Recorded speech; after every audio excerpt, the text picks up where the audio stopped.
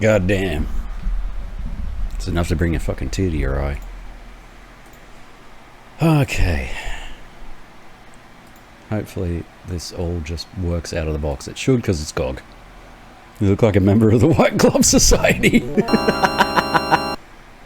Boing! Alright, hang on, let me... DOSBox?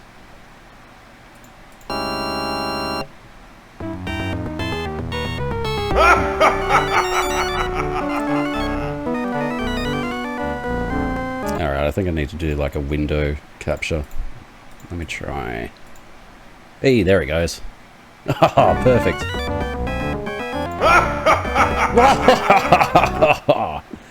Alright, so now I need to... There we go. Full screen it. Whoa!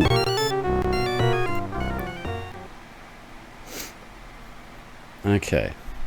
Let's go novice. I haven't played a point and click in a long, long time. Ah, Monsieur Montand. There you are. Step down here, please. I wish to speak with you. Oh. We have voice acting and everything. Okay. Cool. Right. Okay. Okay, that's all looking good. Cool. I didn't actually realize it had speech. Well, the music is a little bit crackly. Might have to increase the cycles. As manager of the opera, I just wanted to thank you, monsieur. We were so fortunate that you were attending the premiere tonight. Without your assistance in caring for the victims and dealing with the ensuing chaos, the situation would have been much worse. Oui, oui. I thank you for all you have done, Raoul. It is not every detective with the Sûreté who is also a patron of the opera. I do hope you will continue to investigate this horrible tragedy. I am afraid we have only just begun. Let us discuss how to proceed. Oui, monsieur. Okay, no need to thank me, Monsieur Brie. No need to thank me, Monsieur Brie. See, look at him, he's perfect! Nonsense. You acted admirably and valiantly. I hope you will continue to do so when I tell you what I have to say. Blood money aftermath. I can understand how upset you are about this. I can understand how upset you are about this.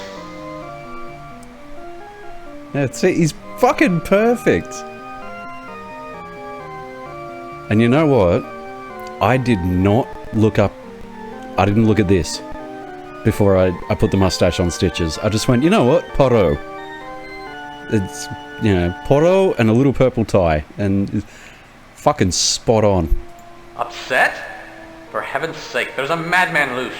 He might strike again at any moment. Okay. Tell me everything you know about this. Tell me everything you know about this. Maxwell. Really? There are a lot of lunatics in Paris. I firmly believe that this is a copycat crime. What do you know of it, Maxwell? Tell me everything you know. Do you know who did this? This frightful tragedy? This horrible... Do you need a drink, buddy? You could have asked for one while I was up. Do you need a drink? Meow? Need a drink? Okay. Maxwell needs a drink. Come on, then.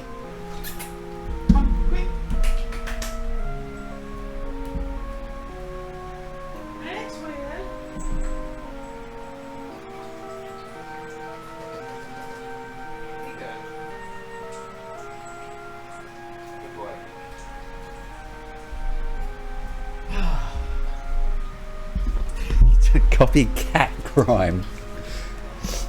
Okay. Now let Maxwell have his drink. What do you mean by copycat crime?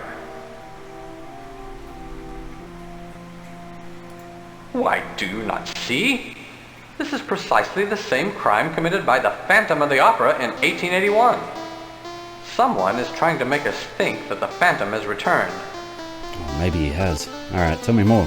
Tell me more about the Phantom. His name was Eric.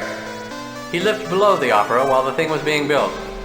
He caused a lot of havoc because he was in love with an ingenue named Christine Day.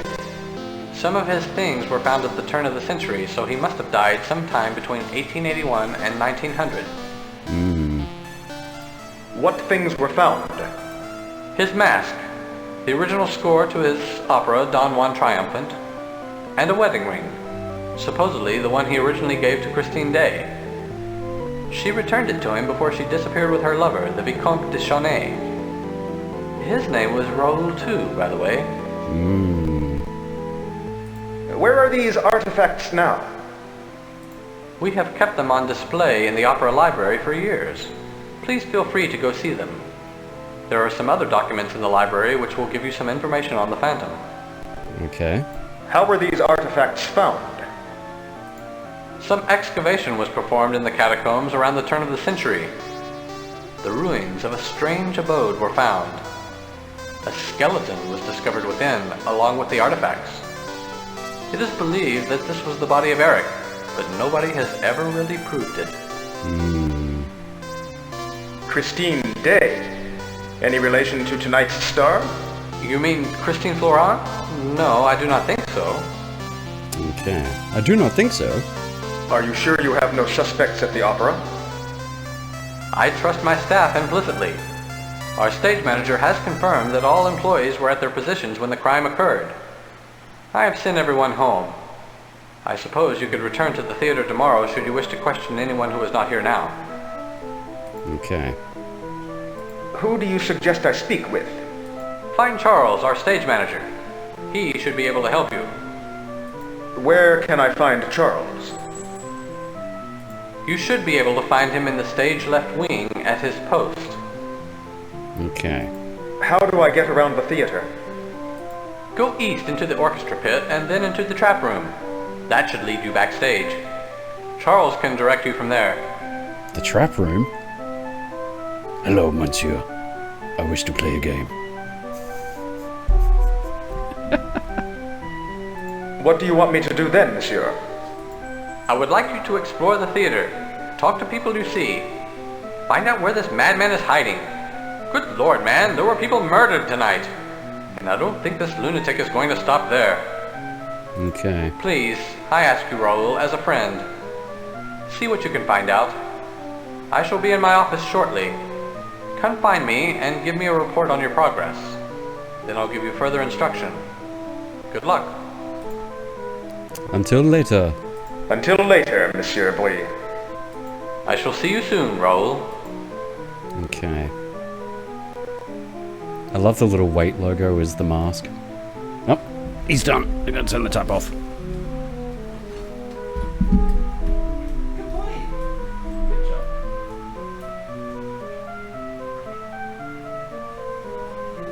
All done?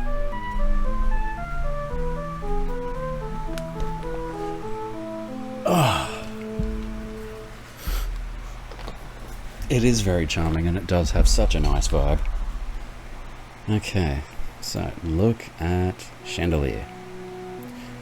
The crumpled ornate chandelier looks like a dead animal lying on top of the seats. What writing, that's amazing. You're amazed that even more people were not hurt in this mishap. Okay. Go.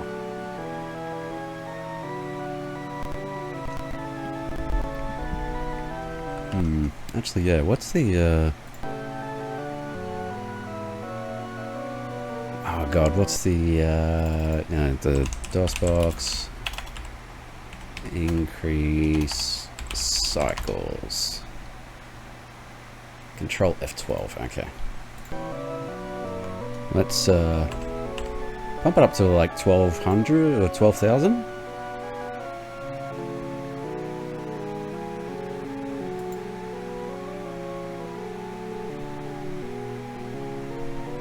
Okay, that seems to have fixed it. I think. We'll see. Nope, okay. Okay, that's gonna be weird, but I'm just gonna... Can I increase the window size? Because it seems to be that it's when it's in full screen. So, oh, I gotta go into the conf. I gotta go into the configuration file to change the. No, whatever. All right, we're just gonna deal with it. Sorry if it gets a little bit with the music, but you know. All right. Floor of the orchestra pit is called, naturally, the pit. It is made of wood. You notice it is fairly scruffy, having been trampled upon many orchestras throughout the years. Okay. Oh god, yeah, no, that's pissing me off. Alright.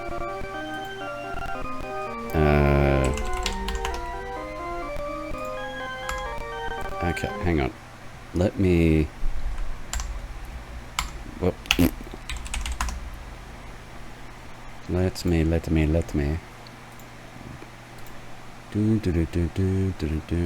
just gonna fix it, because otherwise it's in like a really tiny window. So I just need to change the configuration file so it's not so tiny for a start. Where? Conf.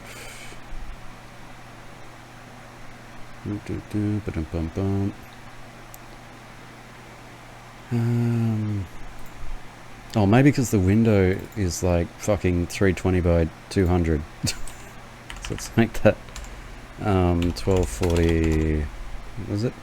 1280 by 960. Okay, save. Alright, let's see how that goes. That might work a little better.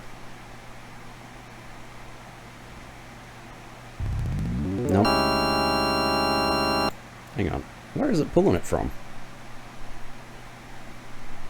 Auto launch. Oh god, wrong one. Yep.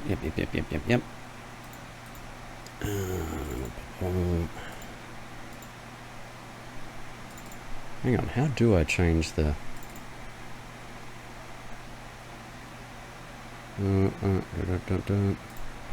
turn the sensitivity down. 70. Window resolution, original, yes. Yep. Okay. At worst, I play it in a tiny little window. Which is fine, I can deal with that.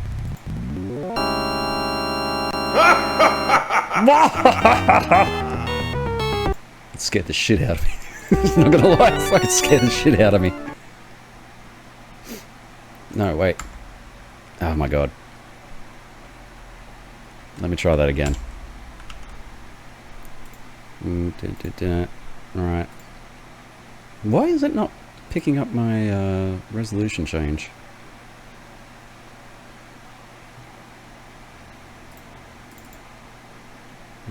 Yep. Okay.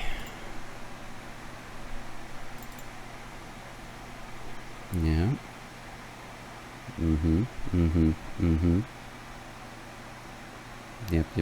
Yep. Okay.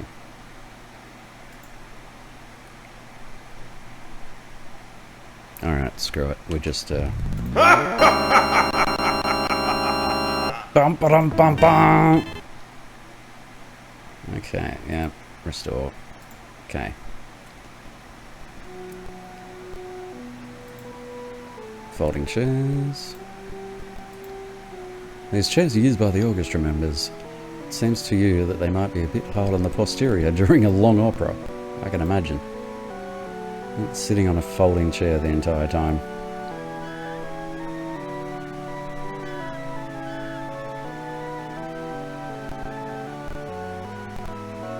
Okay, walk to junk. Look at my junk! This is a pile of old boxes and props that were never properly discarded. Unfortunately, every theatre in the world has junk like this. A prompter stand. Steady unit can be rolled between two positions, one beneath the prompter's box and another beneath the trapdoor. Prompter climbs this contraption to utilize the prompter's box. The unit looks amazingly old and rickety, but it's probably safe enough. Oh, I can go up. I can climb the prompter stand. Oh god. It's doing it again, hang on. Gotta fix it. There we go. There we are. DOSBox gets a little bit weird. There we are. Capturing DOSBox is not always the easiest. Oh! Oh! It's him! Mr. Phantom! John Opera!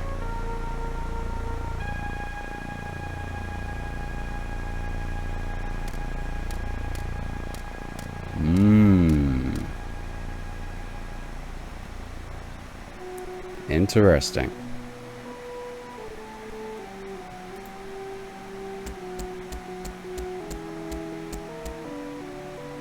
I love that he's just like in absolutely no hurry.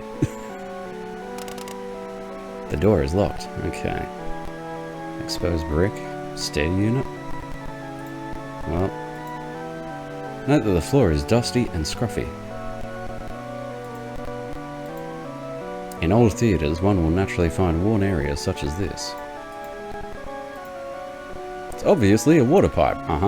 Probably connecting all the lavatories in the building to the famous Paris sewage system underground.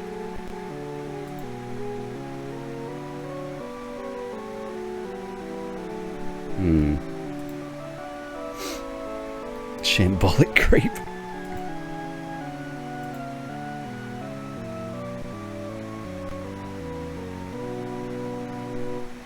Well, I suppose all we can really do is go back to the pit. Oh man, look at that. He's like stopped and thinking. That's cool. I didn't actually realize there's so much animation in this. And it's all rotoscoped as well. Side wall.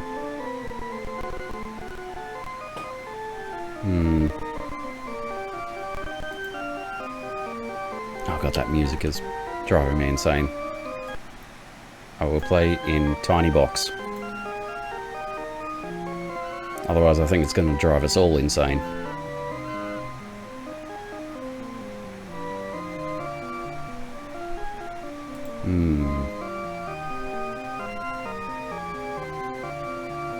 So then, the door is locked. Lever looks as if it performs a mechanical function.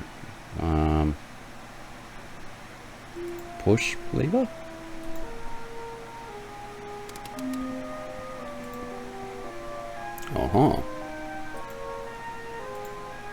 Well, how's that? It even tells me. No, you'll have to push it first.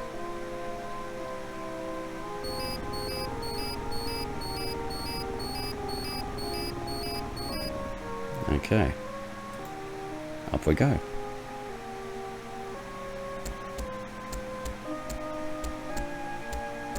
Dude walks fucking stairs like I do. Stomp up the stairs. Okay, I feel like I should probably... Okay. All the world's a stage and I'm a clown.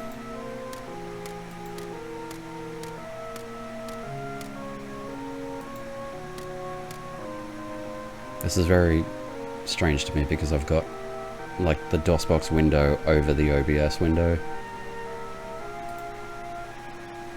So I'm sort of like seeing, I'm seeing double here, 4 crosties.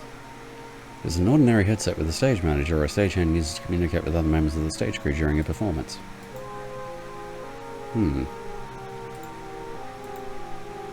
Color frame is a piece of hardware that slides into the slot at the front of a lighting instrument. There is yellow colored gel in this one.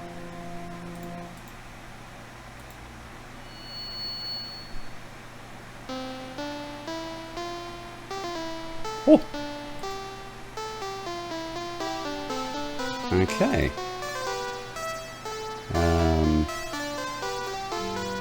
Talk to headset? You realise that nobody would be other end since production is not currently in process. Purchase lines. These are hemp ropes running from the top of the arbour up and over the head block down through a rope block at the flyer gallery under a take-up block, Jesus Christ. At or below the stage floor and up the bottom of the arbour, they are pulled to change the position of the attached scenery.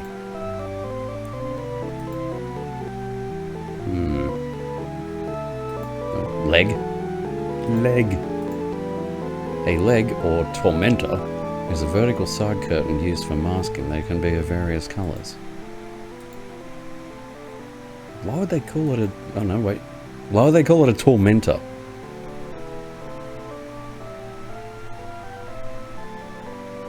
It's a strange... English is such a strange language. Oh, wow.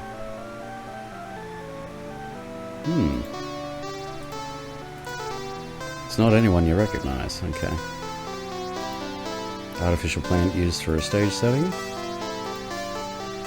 Obviously a prop from an opera. You don't know if it's from Don Juan Triumphant or not. It's rather ugly. Okay. Big prop. Oh, it's feet. Giganto feet. Huge Egyptian statue is as tall as the fly loft. Its head is way up there. You know, it's made of paper mache though. Alright, well, let's go up the stairs first. And speaking of Phantom of the Opera. Whoa! Oh, look at that animation. That's fantastic. Sacre bleu! Someone didn't call heads. Calling heads when you drop something is the first rule in the theatre. You think. There doesn't appear to be anyone up there. Was this an accident or something else? Well, I'm pretty sure we know what it was. Appears to just be an ordinary theatre sandbag, but the rope attached to it looks conspicuously cut. Yeah, watch your head. Yeah, speaking of Phantom, I have said previously that my ex-partner is a huge fan. Wow, look at that. Oh, he's there. You suddenly get a creepy feeling that someone is watching you. I can imagine. The catwalk extends from the back wall of the theatre out over the stage and on top of the grid above the audience. It goes all the way to the back of the house. Yes, my ex-partner is a massive fan of Phantom of the Opera, and there is a production running through March and April in Sydney. So, and her birthday is in April, so definitely. I think it'd be really cool. You notice that there is an awful lot of rope up here.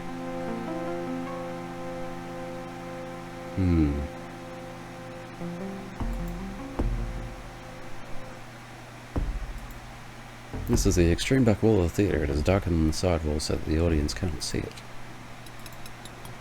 Called the cyc for short, the cyclorama is a large piece of scenery which defines the back of the stage setting. It is usually made of large dark curtain, as it is today. Sometimes it is coloured blue to simulate a sky. Awful lot of rope. Oh, scrolling. Yeah. So yes, we might actually go see that. It'd be nice. Standard £20 sandbag used in theatres the world over. I think this dark tarp is rather spooky looking, as if something is hidden beneath it. You look closely at the tarp and see that it merely covers a pile of other tarps, so you decide not to take it. Okay. Various supports up here do just that. They keep you from falling from a great height.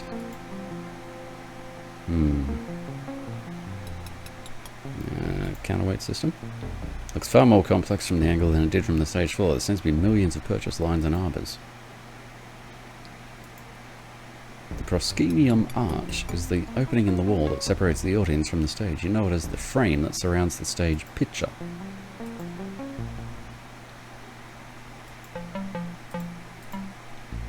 These ellipsoidal lights, spotlights, are the modern lighting standards used in theatres around the world.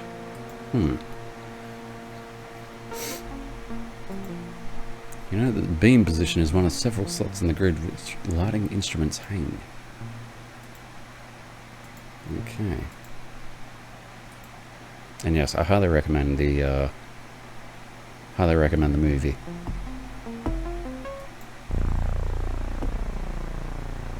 It's a they really did it justice.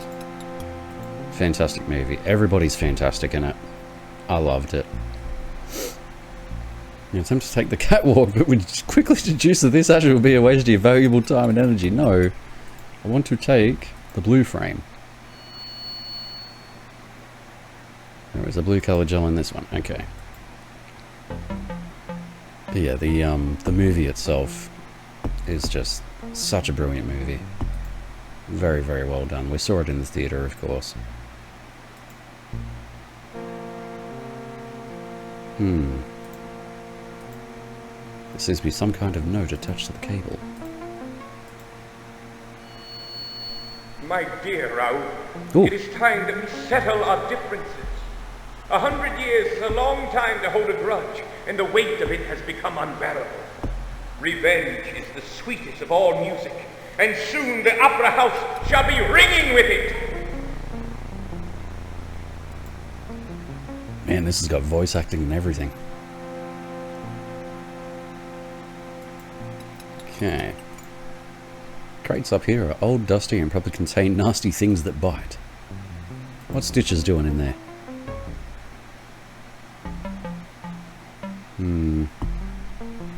No, ductwork. Piece of wood. Ooh, piece of wood. Piece of lumber looks as if it's been up here for decades.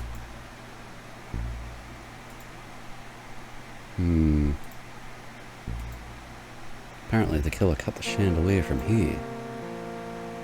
Can I climb into the hole? Hang on, no, wait. I'm just gonna... Never know. Never know with these fucking games. You would fall to your death, Raoul. The rope is cut. Okay, good. Thought it might be one of those, like, early adventure games that just let you do whatever and then be like, well, that was your fault, stupid. A green frame. Okay.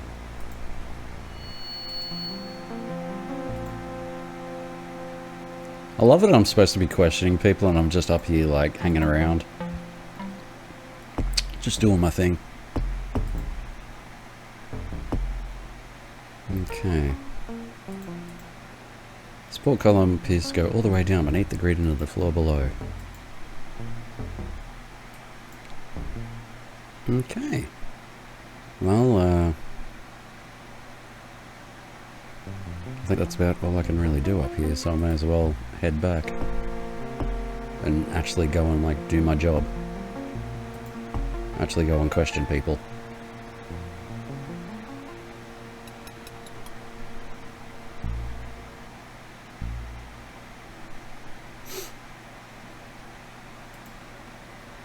God, it literally has been 10, 15, 20 years since I last played a point and click.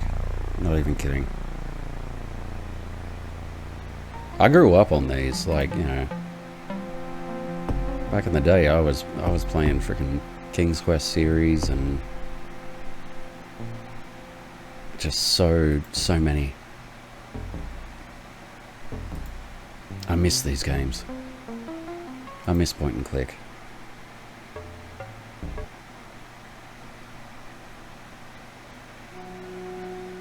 Okay.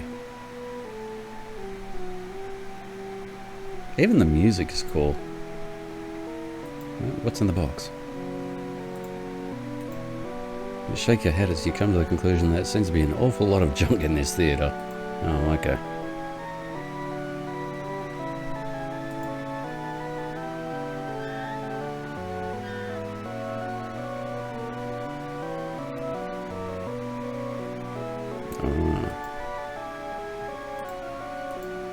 There is an electric light fixture. No shit.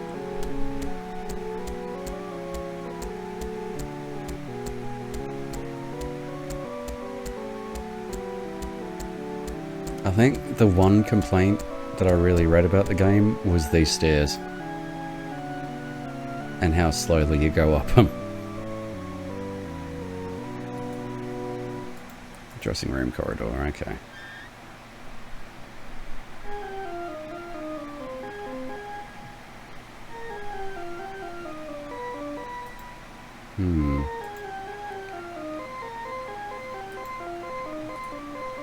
Insignificant little wastebasket. Would you call me?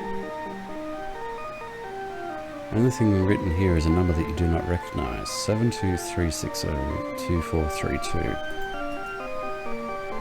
Bulletin board is cluttered with several notices, mostly crew calls, casting announcements, rehearsal schedules, and other related theatre-related business.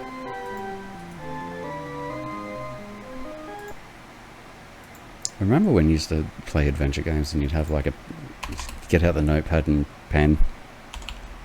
Thank God for sticky notes. I feel like we're gonna need that. Left or right? Well, let's go to the right door first.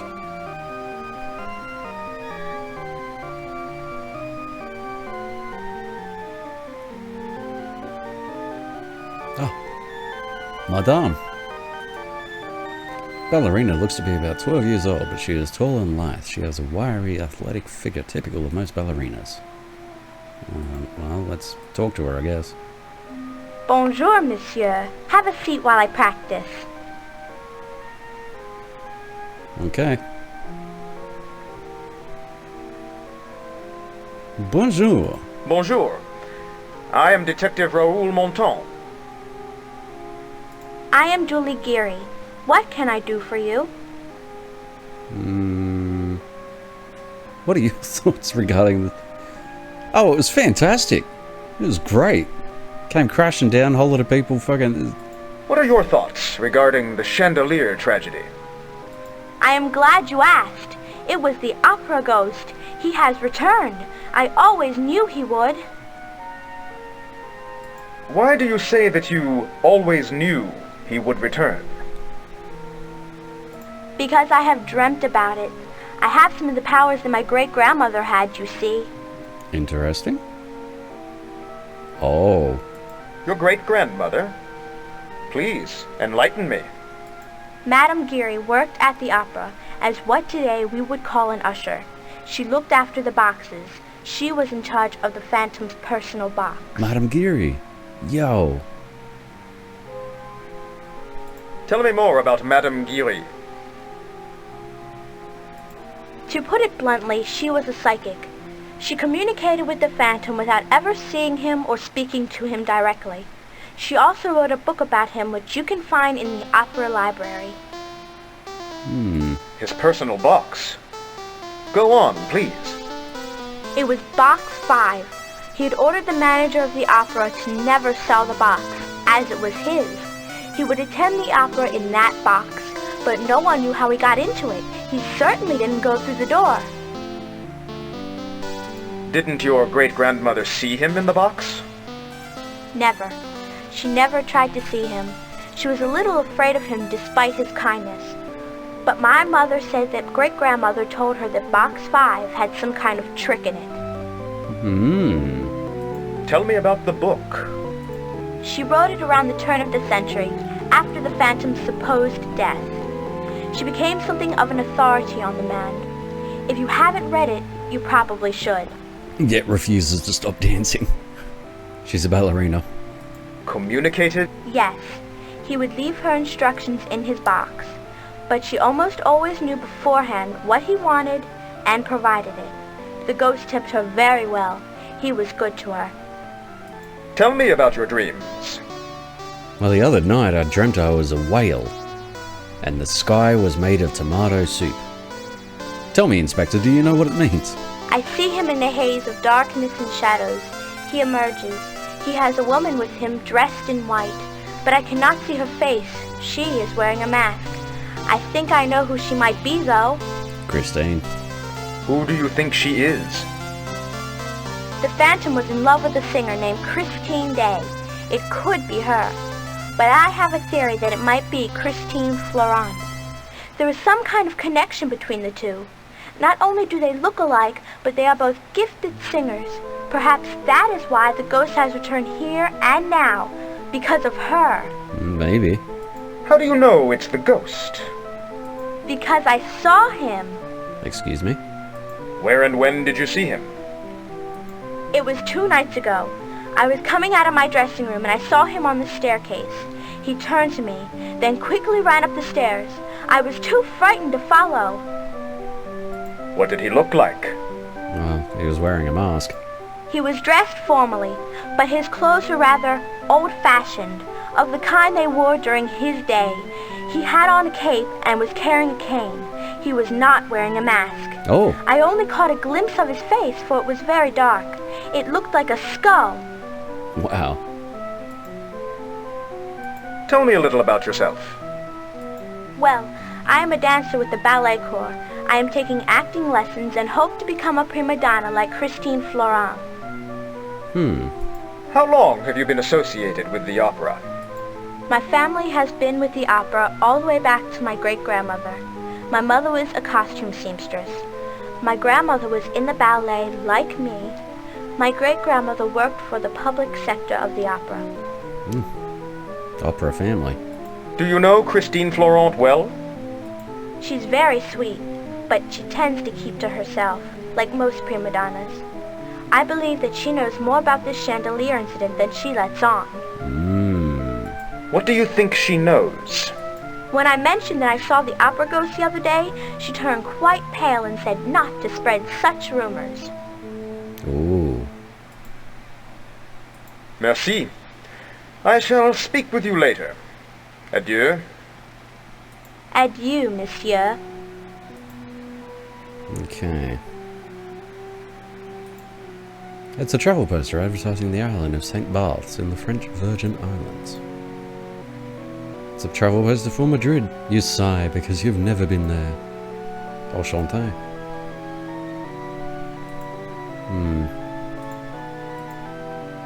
Why, the trash bucket is empty and it has a perfumey smell. Interesting.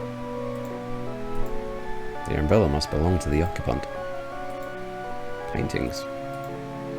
Because the occupant hasn't found the time to hang these yet. As expected, the rack contains several styles and types of costumes spanning all periods of history. The oak wardrobe probably contains more of the occupant's clothes. We marvel at the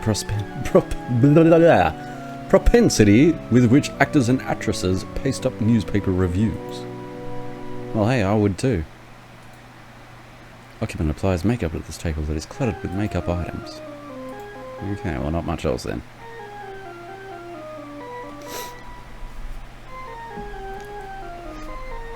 Alrighty. Well, I mean, it stands to rights that she may know more than she knows. But knows more than she's letting on. No, it's locked and nobody's in there. Okay.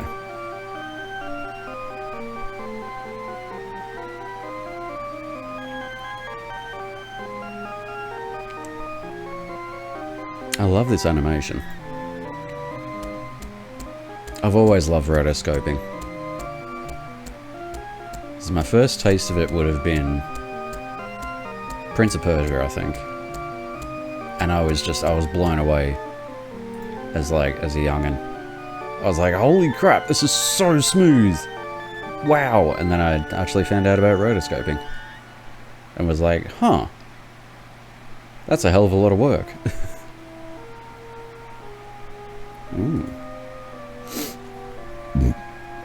Oh, excuse me. Now, you know this is the Stars dressing room corridor. It rates a nice plant for decoration. Fire axe. This is a fire axe which should be used only in the case of an emergency. Interesting.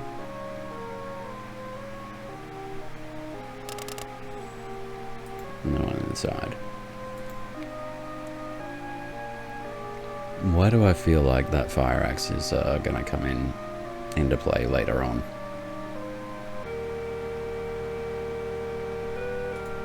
The mural shows ballerina in action. Could it be a Degas original?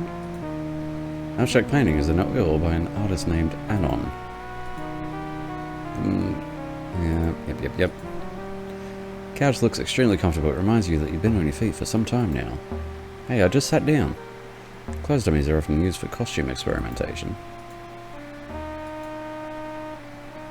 The full-length mirror appears to be permanently fixed to the wall.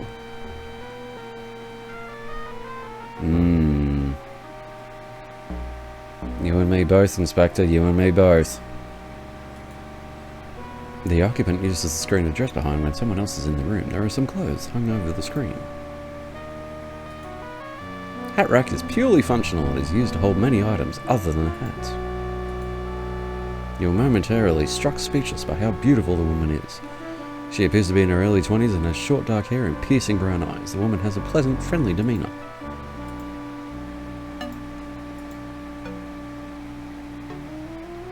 Bonjour. Who are you? Bonjour. Bonjour. I am Raoul Monton of the Sûreté. I am Christine Florent. I'm glad you are here. Please sit down. Why are you glad I am here? Because I believe I am in danger. I've been afraid to mention it to anyone until tonight. What do you mean by until tonight? You have a kind face, monsieur. I sense that I can trust you. Why do you think you are in danger?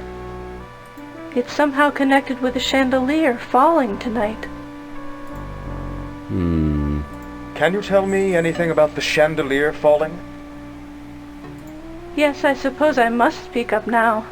I've been afraid to mention anything until this happened. I believe it is all because of me that those poor people were killed. What do you do? What have you done? Why do you think it is all because of you? Because the opera ghost has returned to seek his revenge. But why me? I do not know.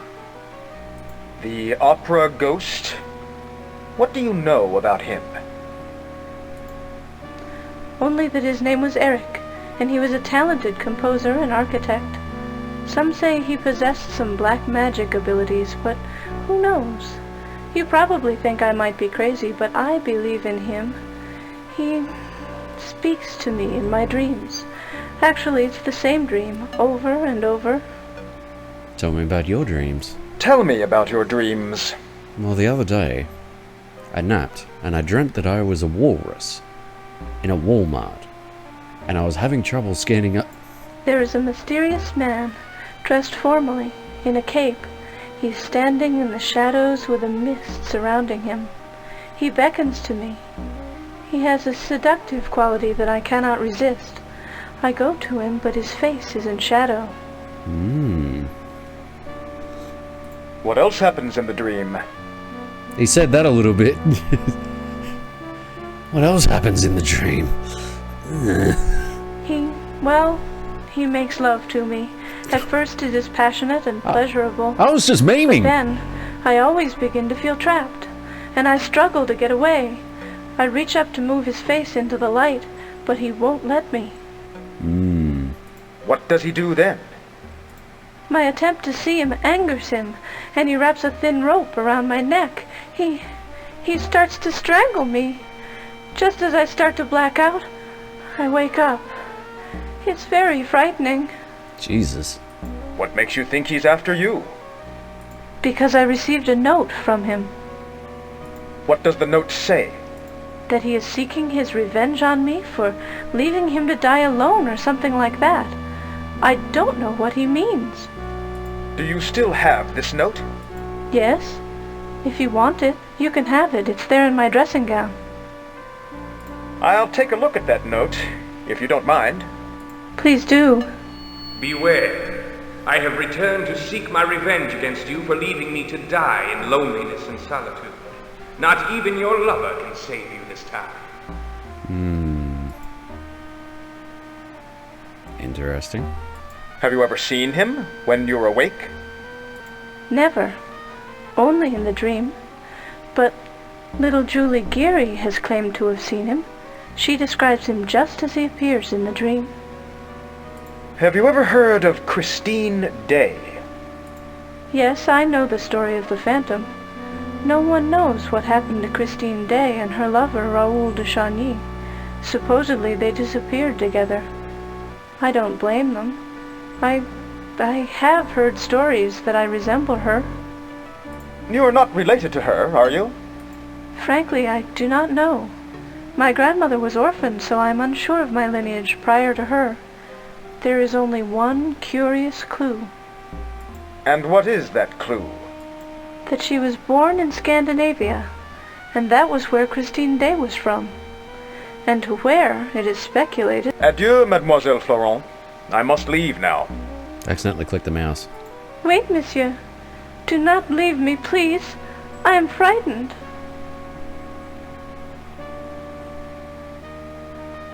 I must continue my investigation. I see. But promise me that you will return, all right? I feel like we have known each other before. Somewhere. I promise to return. Merci, monsieur. I look forward to seeing you again. Adieu. Adieu.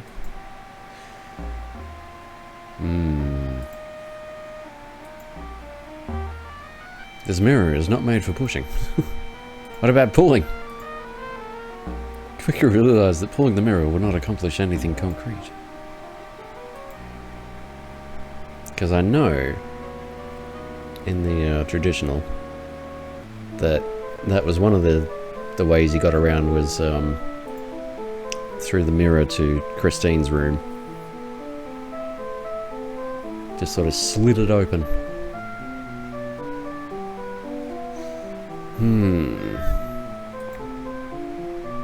Okay, well, I guess we can go to the library?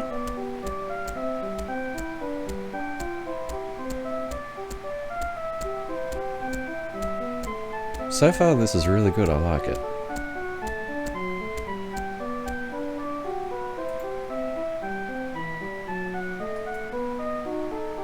The staircase leads up to more dressing rooms down on the stage floor level and backstage. The echo effect here is heavy. Stairwells such as this are always the best places to sing show tunes. Huh. The more you know.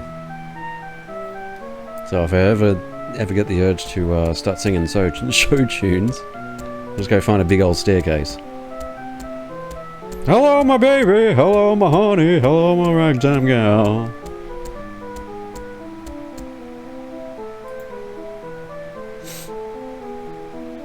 I could never make it on Broadway. Okay. These are flats from some discarded stage setting. So is there anywhere else I can go? No.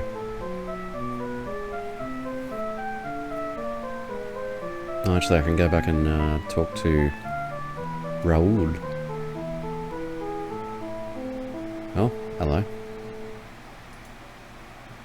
These flats are canvas-covered frames used to build scenery. These particular flats are about to be added to the current setting. Okay.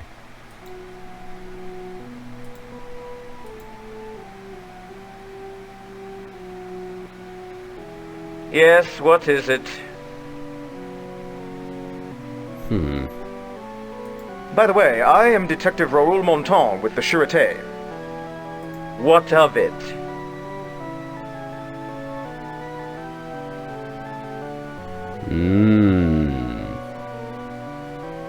Can you tell me anything about tonight's mishap? Everyone was in the appropriate positions. There was no one in the fly loft or catwalks. All the lighting is controlled from the booth. I cannot imagine how it could have happened.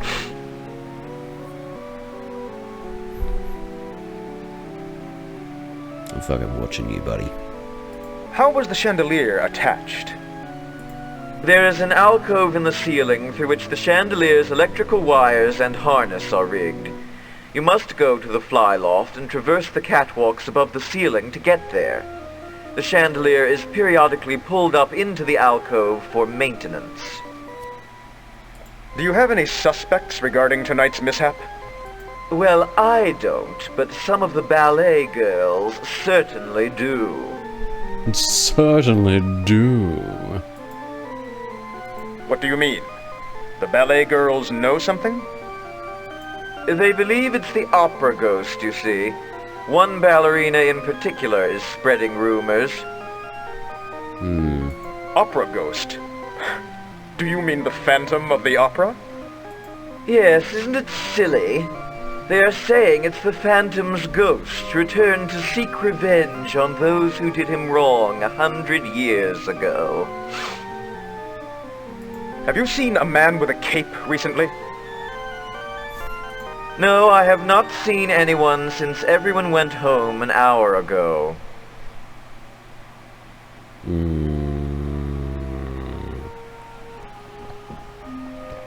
Yes, music. Oh, yes, farts.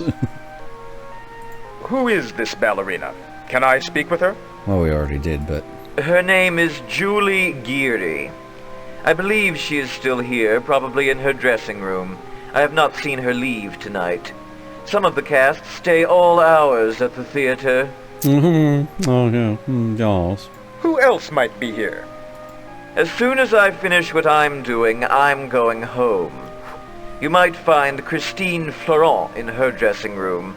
She is so dedicated to her art that she never leaves. Mm-hmm. Are you Charles?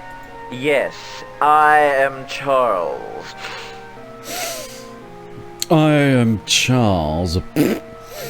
Yes. Please, tell me about your job here at the theater. I am the stage manager. Since you obviously do not know what that is, I shall tell you. Quite literally, the stage manager runs the show once rehearsals have ended and the show opens. A show belongs to the director only until opening night, at which time I am in charge. Please, continue describing your job. From my command station here, I stay in constant communication with virtually everyone in the theater. I make sure the show runs smoothly and without a hitch. I follow the script as it goes and call all of the sound and lighting cues. And although it's not in my official job description, I handle certain personnel problems when they arise. What sort of personnel problems? I make sure everyone is here on time, for one thing. I take care of personality clashes between stars. I make sure everyone is happy.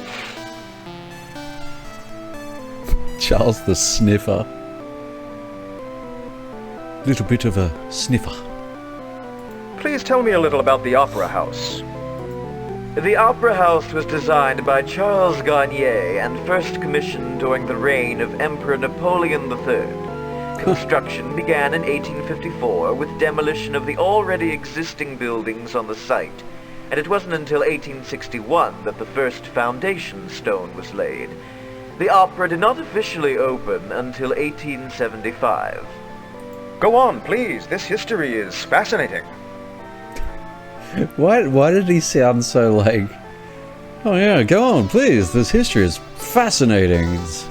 And he's like, he's looking at his watch like... Yeah, oh, no, yeah. Oh, tell me more about the theater. Fucking Jesus Christ. Fucking sniffing bastard ever shut the fuck up. Oh yes, more. Tell me more. The work was halted in 1870 with the onset of the Franco-Prussian War. Napoleon III was exiled, and the Commune of Paris took control of the city. The opera was taken over by the communards as an arsenal and warehouse and military prison. I was more bored by him describing his job. A prison? Many prisoners were incarcerated and tortured deep in the catacombs below the opera. By 1872, the communards were defeated and the new government was installed. 3 years later, the Opera House was completed and staged its first performance. Very interesting. How big is this building? It covers nearly 3 acres. Jesus! It is 17 stories high, 7 of which are below street level. The stage itself is 175 feet wide and 85 feet deep. Electric lighting replaced the auditorium gasoliers in 1881. It is a magnificent building. 3 acres! Holy crap! I mean, to be fair, it's, yeah. Those old theatres. That's, Tell me more about the catacombs. The water level on the site was bad. There is a lake deep beneath the stage area. It's now basically a sewer. Ever since the commune was in control and the area was used as a prison, there seems to be a perpetual chill that no amount of modern electric lighting is able to dispel. Some folks believe the area down there to be haunted. Yes, 7 floors below the street. That's fucking crazy. How do I get down there? You can't. It was sealed off long ago. If there is a way down there, then it's through some secret passage we don't know about. Goodbye for now. And thank you, sir. You're welcome. Now I can finish writing down these sound cues so I can get out of here and go home. Goodbye, sir. Goodbye, sir.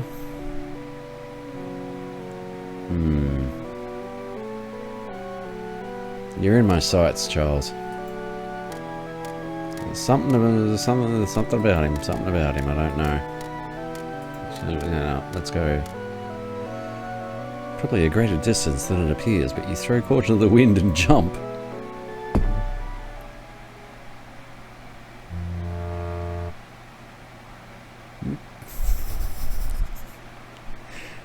When someone says break a leg in the theatre, it doesn't mean jump into an orchestra pit and literally fracture one. Now who's going to solve this case? God damn it! I thought there was... okay, that's... I wish more fucking games did that. Whoops! You idiot! Anyway. None of this fucking... none of this fucking... Okay, now you go all the way back to your last fucking save. That's brilliant. I like that. Okay.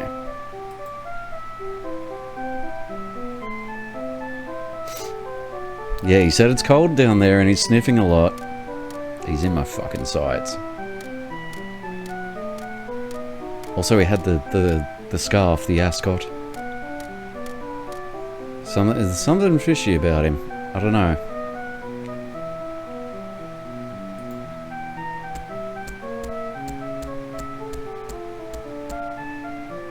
Okay, well, yeah, that door's locked. But how did everybody else get up there if...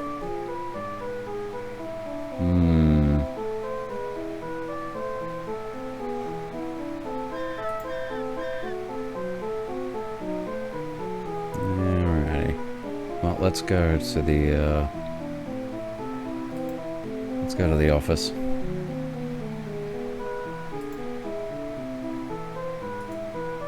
The seats look as if they might be comfortable, but with that hulking weight of a chandelier sitting on them, you are grateful to be standing.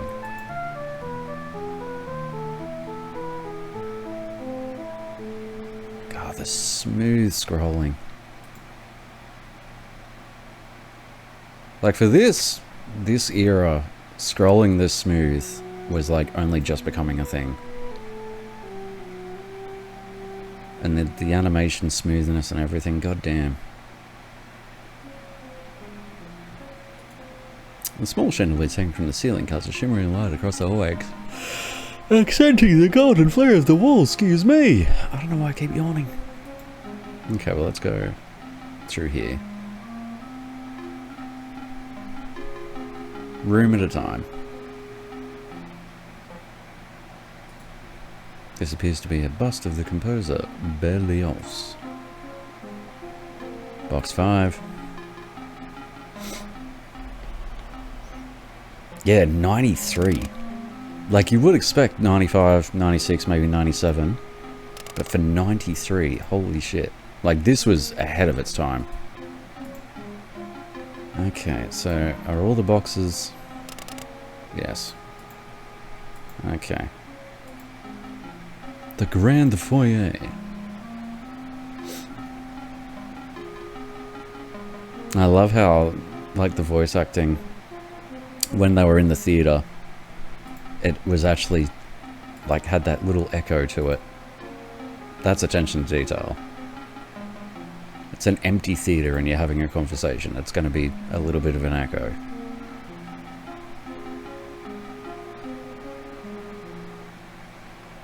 Okay. Oh, my favourite. Painting is of a nude woman reclining on a bed. You consider that such decoration might be distracting to certain readers. Dad's house, Dad's decor. Windows in the library overlook a courtyard outside. Oh, interesting. Oh, the glass case has been smashed open. Whatever valuable objects it once contained are now missing. Someone obviously broke into the case during the chandelier confusion. It's gotta be Charles. The lamp is perfect for reading light. You think it would take some awfully large flowers to fill up one of these vases. Okay. Oh, check the bookcase out. There are literally thousands of books in here. It's even more impressive than some public libraries you have been in. Comfy chair. You could really sink into one right now, but duty calls. Coffee table makes the library seem more like someone's living room or study than an official library. Okay.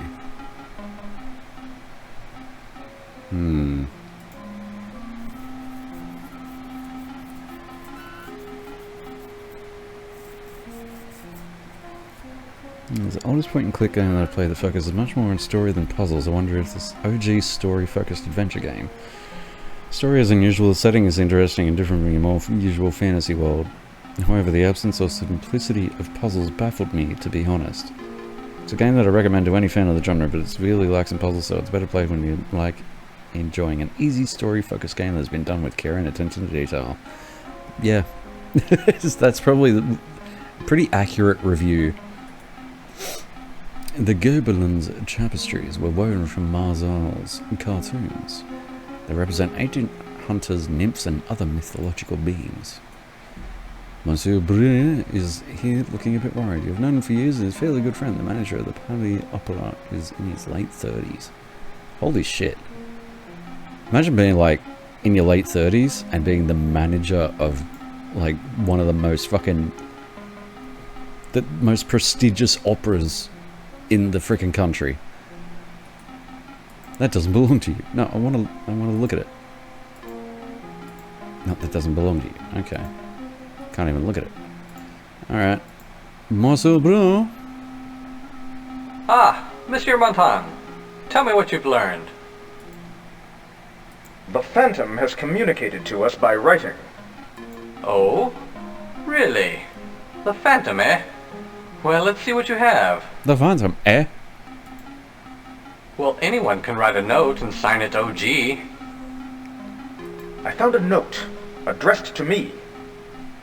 Really? This is extraordinary. Let me think about this a bit.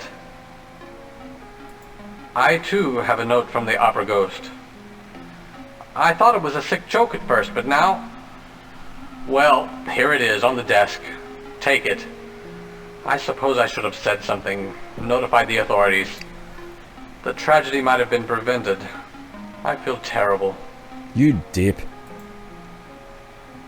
You do not have my permission to perform my Don Juan triumphant.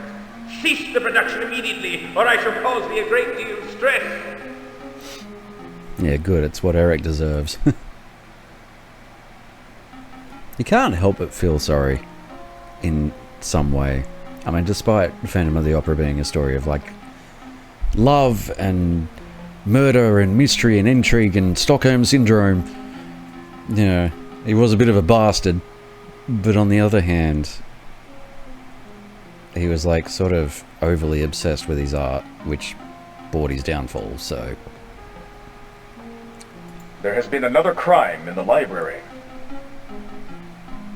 What do you mean? There is no Dr. Seuss. My God, man. Apparently, during the chaos tonight, you had a burglary. What? In the library? Oh no, we were all so preoccupied with the chandelier mishap that no one noticed.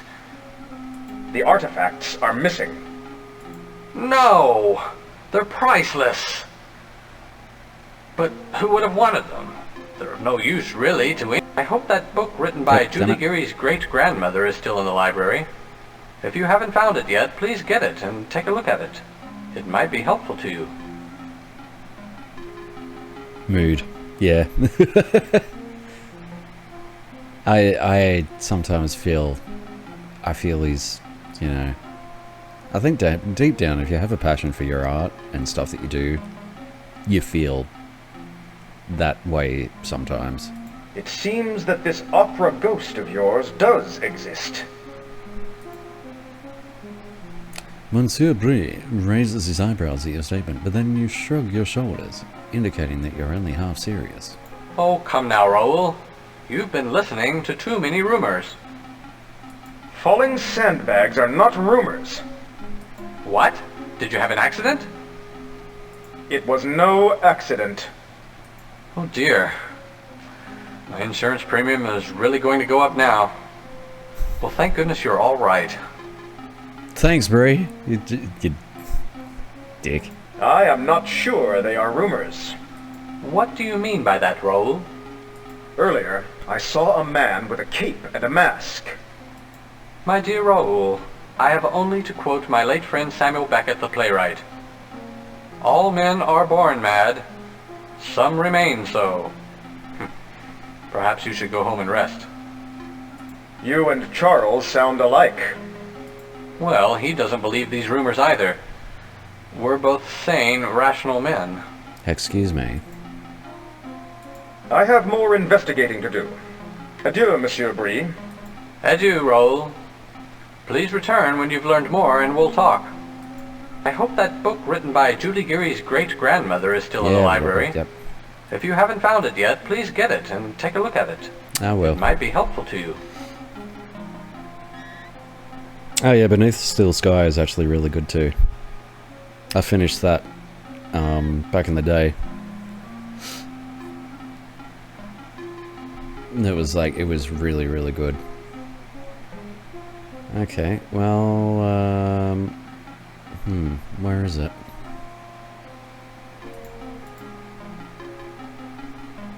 Scanned the shelves for several minutes looking for the book that Julie Geary said was written by her great-grandmother. Finally, you find it.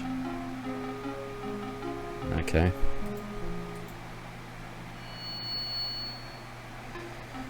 Holy shit. You quickly thumb through Madame Geary's book about Eric, the Phantom of the Opera, and find it an interesting story. You were especially struck by the final paragraph.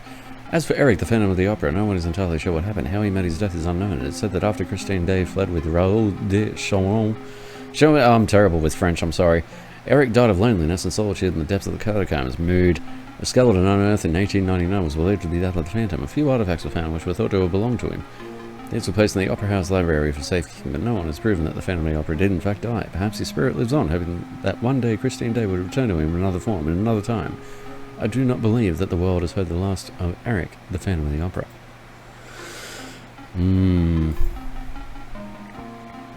Interesting. Died of cringe.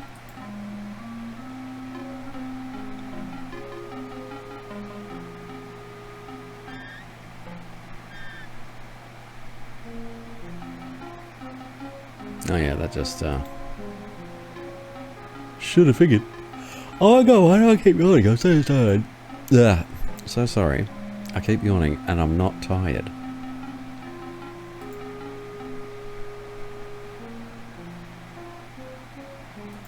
Did have a pretty shit sleep though, that's probably not helping. Placard reads, tonight, Christine Florent, starring in the world premiere of the legendary 1881 score, Don Juan Triomphe, by Eric, the Phantom of the Opera. Bust of Charles Garnier, the designer of the Paris Opera House. Wonder if the man knew how famous his creation would become. Felt ropes. You know that so-called barriers really wouldn't stop anyone from jumping over them. They're more for crowd control and line management. But being a law enforcement officer, you will respect the rules and not jump over the barrier. Interesting way to keep me in. Okay.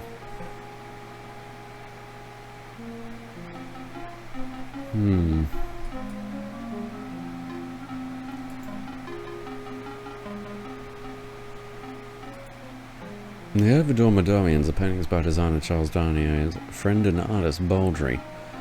Notice that they mostly depict nude angels flying around. You'd think that if heaven is like that, then you'll resolve to be a good person for the rest of your life. Oh, Raoul is horny. Horny on main for naked angels.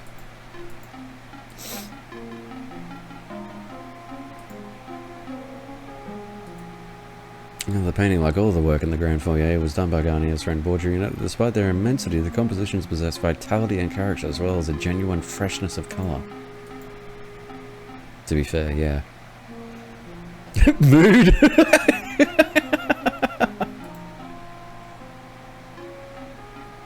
I feel you, Raoul. I feel you.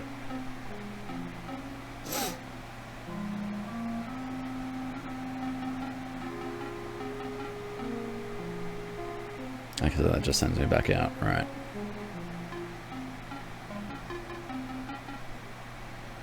Okay. Well.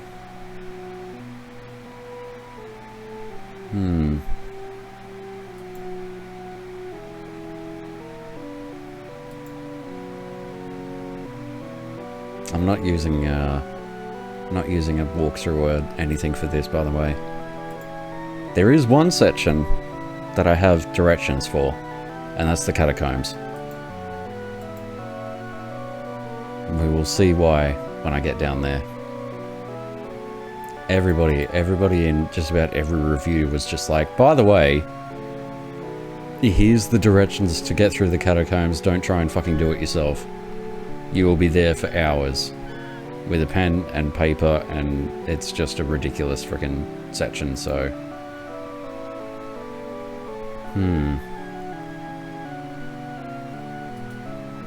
Exit leads to the stairwell beneath the backstage area.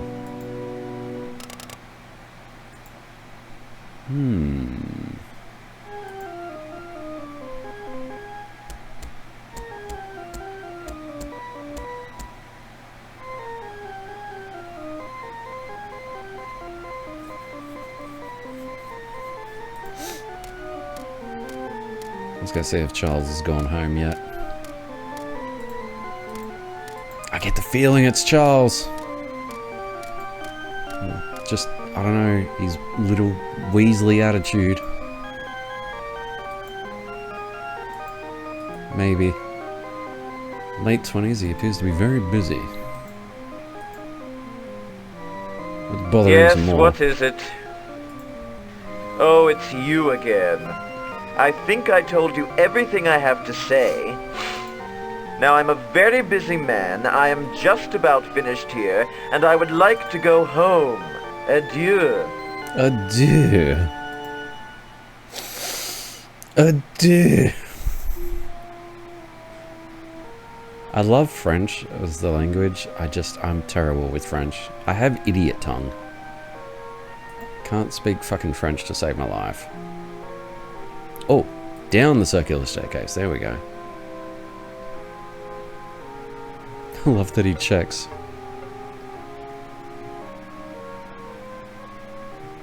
Red frame. Okay. Now, I did work with a Vive l'enfant. I did work with a French girl for a while, and that woman could have fucking read me the goddamn dictionary, and I would have fucking hung on every word. Now, she had that perfectly soft French voice. Could say anything to me with that accent, and I would have fucking taken it.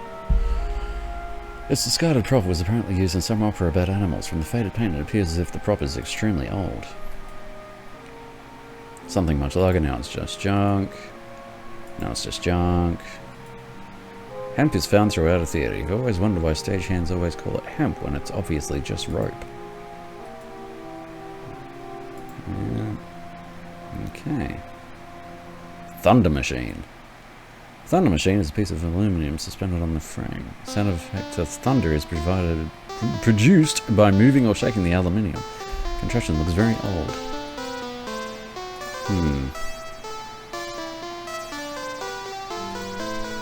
Well, let's go see if we can go this way. I guess not.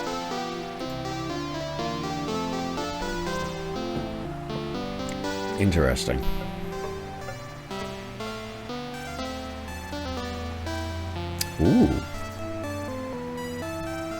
These cases are so old and dusty that you wouldn't dream of looking inside. Probably filled with spiders or other creepy things.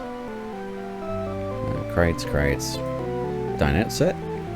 It's made of a plastic material. It's rather flimsy. It was obviously meant to look at, not sit at. Possibly left over from production of Verdi's Ada? Whatever it's from, it looks like it's as old as ancient Egypt. Then the illusion is complete.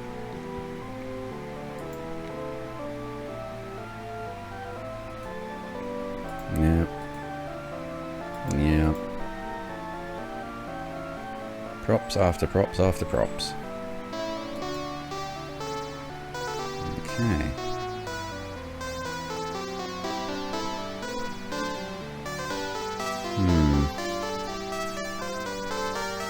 Crate is old and empty. Old boxes.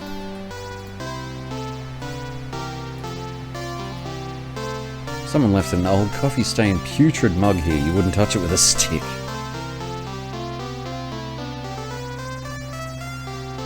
There's most certainly a wall, made of brick no less. Dear Lord. Okay. So nothing really down here.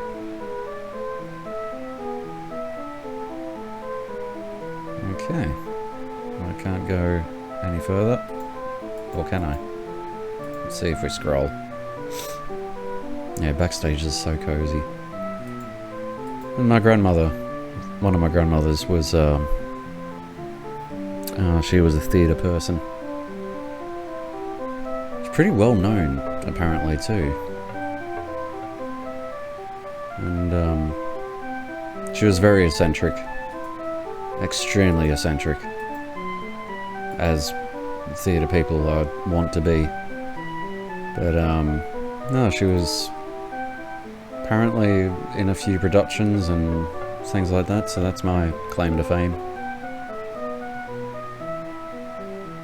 She was like, she had crazy dinner parties and stuff like that. Very theatrical. The place she had, God, that was like a mansion. I remember that. Well, it's not the Sphinx.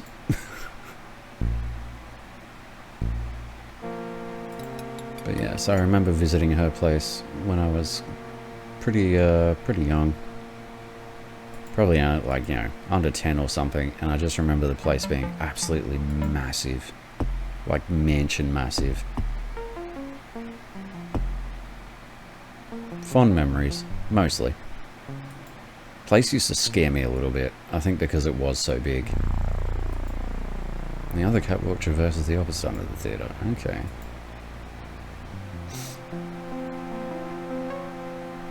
But it's strange, like when you're, you know, you just ordinary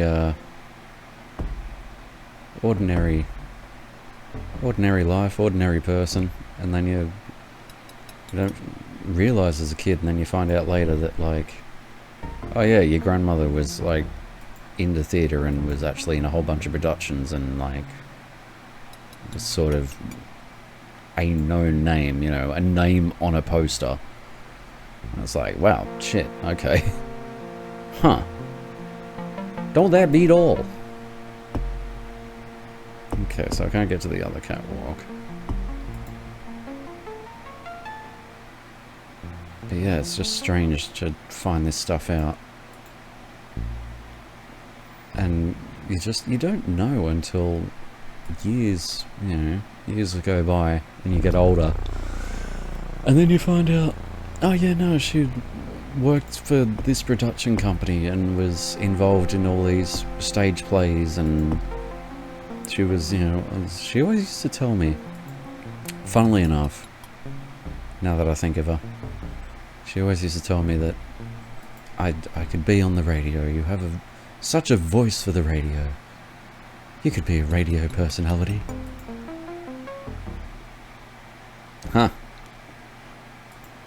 Funny how things turn out. Wonder if she's looking down at me now and she's proud of where we're at.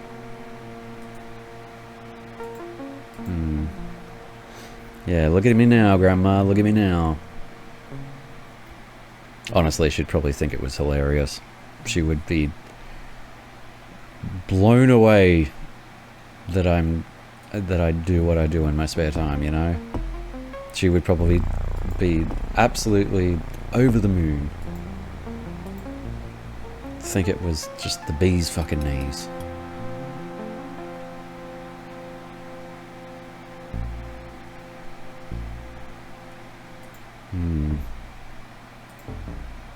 Can I get to the other catwalk is the thing.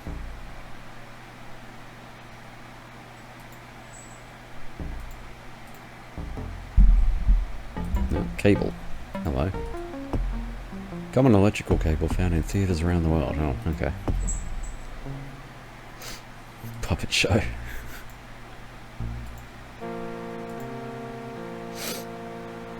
I honestly think she would be absolutely tickled pink to find out, you know, oh my god, that's what he does? Indeed. Okay.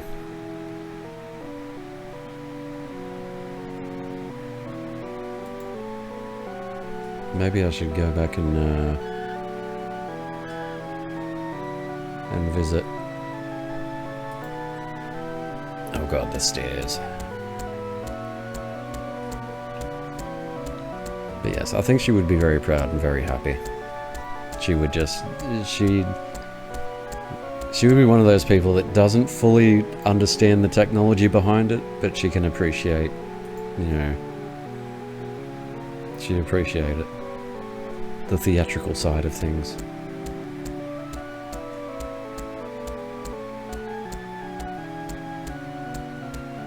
It's funny because not many people know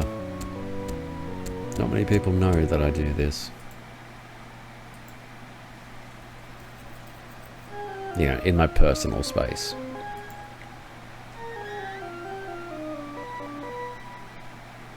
Not that I mind that, to be honest.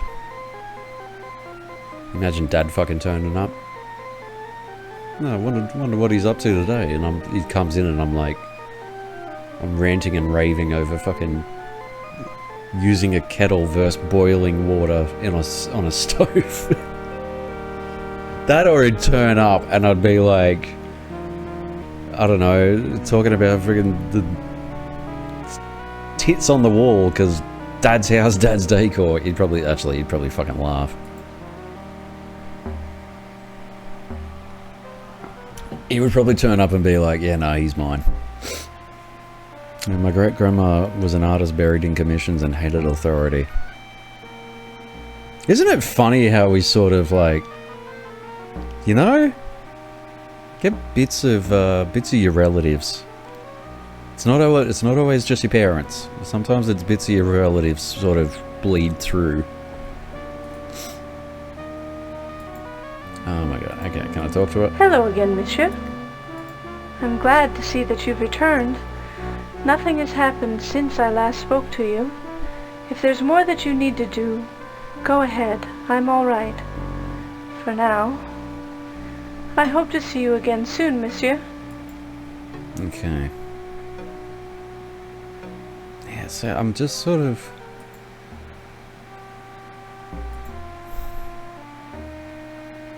It's too obvious.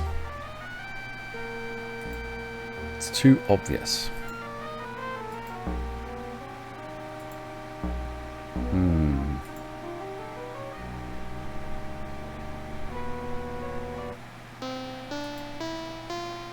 Can I, It's only for emergencies. Okay. No one is inside. No. Actually, can I walk across the,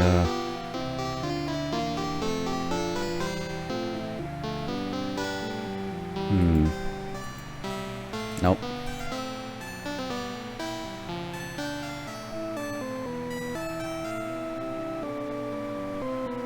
Yeah, it's funny how sort of, over the years, I've ended up with, oh my god, yelling! Excuse me! I've ended up with, just finding myself picking up bits and pieces of, my long long lost relatives, you know? Like grandparents, great-grandparents, and I'm like, huh. History really does repeat, even if in just some small fashion. Because you expect to get your parents' genes and influences and all the rest, but it's just funny how I've just realized that I actually am sometimes my grandparents and great-grandparents and great-great.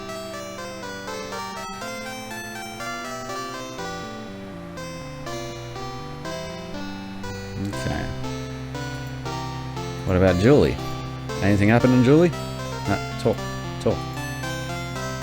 Oh, he's got to go sit down on the chair and talk. Back again so soon, monsieur? I believe I have told you all I have to say, monsieur. Good luck in getting to the bottom of all of this. Adieu. Okay. I've been told I have like 100 other similarities to her, but we never met. Yeah. So that's what I mean, it's that sort of thing. Sometimes you just get, I don't know, influences or genes that are just so strong through the bloodline and may not affect however many people down the line, and then you get it. And you get it super strong. You get all of it. Sometimes not such a bad thing.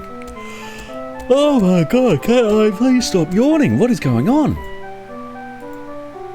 I have to say, I'm not tired. I don't need to go and like lay down or something. But I just cannot stop fucking yawning.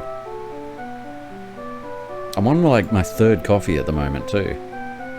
Like, do I need to go up the street and get a frickin', I don't know, a V or something? Fucking wake me up. Talk to headset. Okay, well, walk across in 1. You know that in 1 is the first slot upstage from the proscenium arch from which actors can enter the stage. Okay. Well, I'm sort of at a crossroads right here because I'm not real sure. Half the doors are locked, unless I'm missing going somewhere, which is quite a possibility.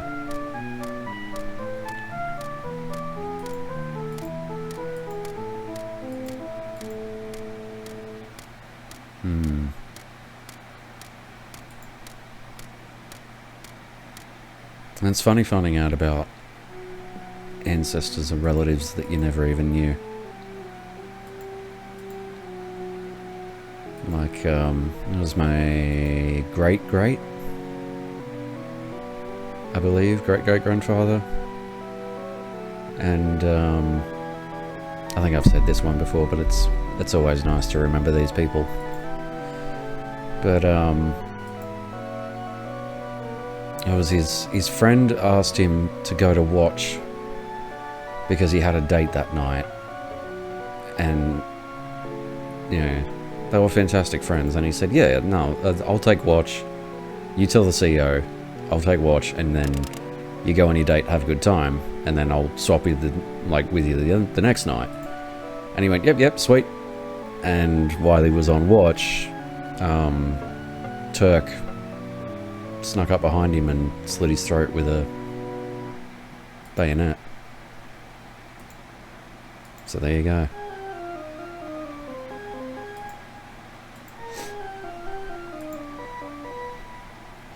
Yeah, you get like that sometimes too. Drink an energy drink. You woke up 3 hours ago, then BAM! You're fucked! Exactly. You're yawning. People are asking if you need a nap. No, just yawning.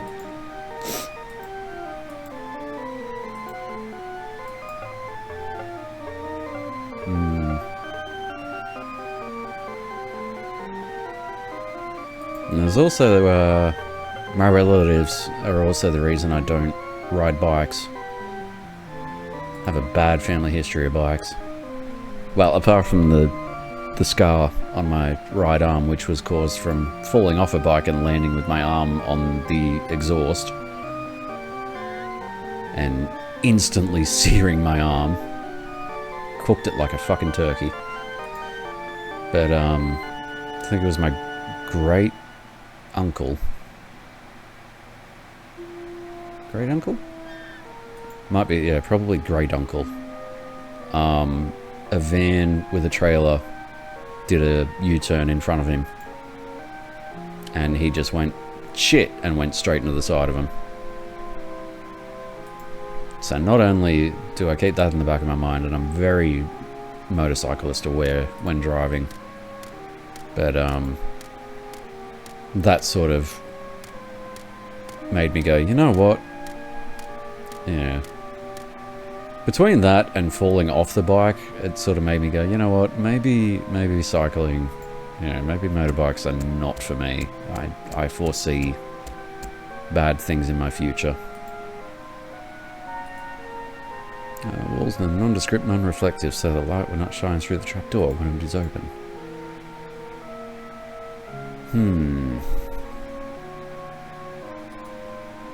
Old discarded set of piece. And that is part of what senior designers call a unit set. The garbage can! Yes, it has a bit of refuse inside, some stagehands' week-old lunch wrappings. It's garbage, monsieur! Trash! He's still wandering around. Yeah, he's right. This game is mostly wandering around. Oh my god. It would be nice if he would actually speed up a little bit.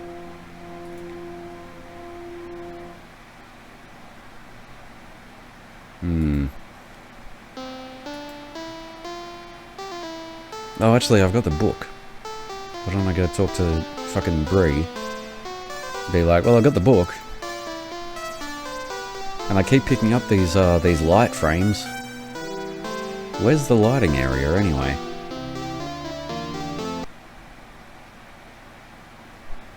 Shouldn't there be the lighting booth? Also, if I'm supposed to be investigating, give me a key to, like, open the doors, for goddamn sake. Just fucking getting locked doors at every frickin' turn. I could not be a detective.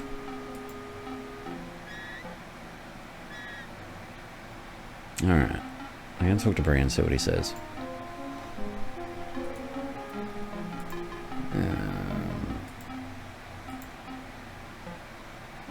Ah, you're back. I see you have Madame Geary's book now. Oh, there we go. I have been thinking about all of this, about what we're dealing with. Have you learned anything new? What do you have to say about all this? Well, what do you have to say about all this? Perhaps there is more to this than I thought. Do you really think this could be the work of the original Phantom of the Opera? Has Eric really returned?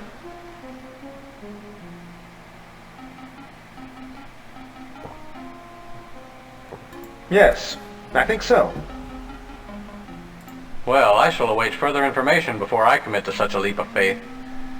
But the evidence is compelling. It seems to me we're dealing with the supernatural. Well, if one believes in that sort of thing, do you? No. I am a realist. Well, that's probably a good thing.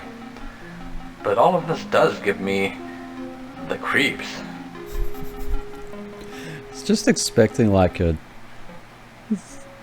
This does give me the creeps, and then the friggin' organ comes in. Bomo! Well, Raoul, it sounds as if you've done an excellent job with investigating this Bree case. and his fucking pauses. It seems that all evidence points to the existence of something or someone trying to make us believe that he is the real Phantom of the Opera. Mm-hmm. I say we should...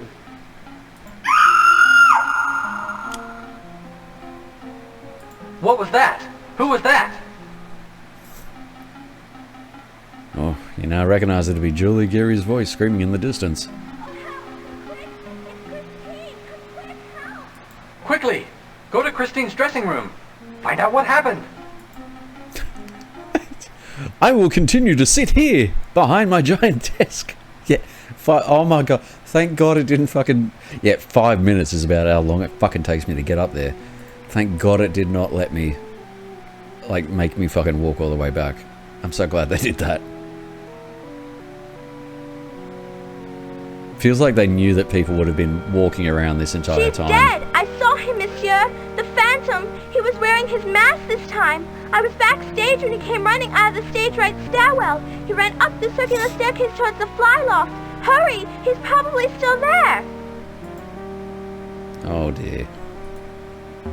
Christine Fleuron is lying dead on the floor, strangled. You feel a sickening jab in your chest as you realize that her nightmares were all too real. It's gotta be Charles. I still reckon it's Charles. Alright, give me the axe. Give me the fucking axe. Give me the axe. This is an emergency. Start to take the axe, but then think better of it. You cannot see yourself hacking on a human being, even if he is a murderer. Damn you and your morals, Raoul.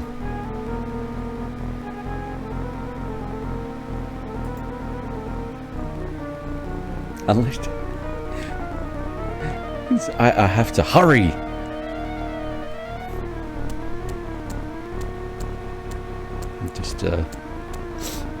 Just wandering along, just going down the stairs.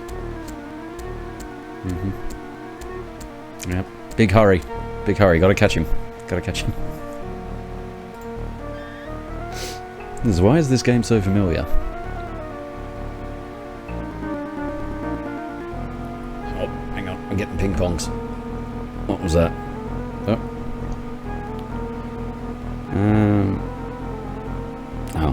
Oh, thunderstorm. Maybe. Thunderstorm likely. Okay. Yeah, it's been trying to come over like all fucking day. Hopefully find out if me cleaning out the gutters has worked or not. I really hope it has. Sick of them fucking overflowing all the time. Either I played this or they recreated this opera house perfectly. Well, as far as I know, they actually did like a fair amount of research on this. I have a magazine with an old review of it.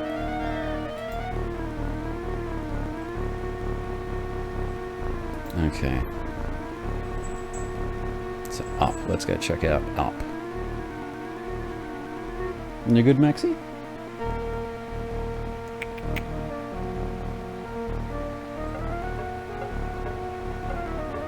What, no slow blinks? Oh, there's one.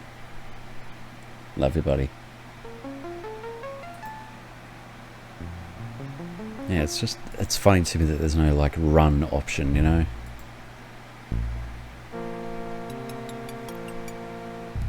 Oh!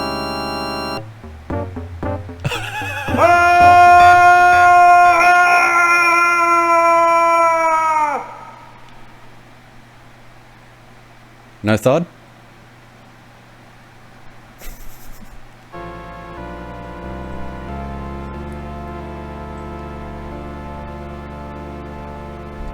Hello. Meow. You awake as if from a deep dark sleep. You could swear that it was a kiss that woke you. You were gazing with the eyes of a beautiful girl. She resembles Christine Fleuron, but it is not her. A strange man stands beside her. Your head hurts. You feel dizzy and disoriented. Raoul! Raoul! Wake up! Are you all right? Monsieur de Chenet! Oh dear, oh dear. Wait, he's opening his eyes. He's awake. Dieu merci. Thank God.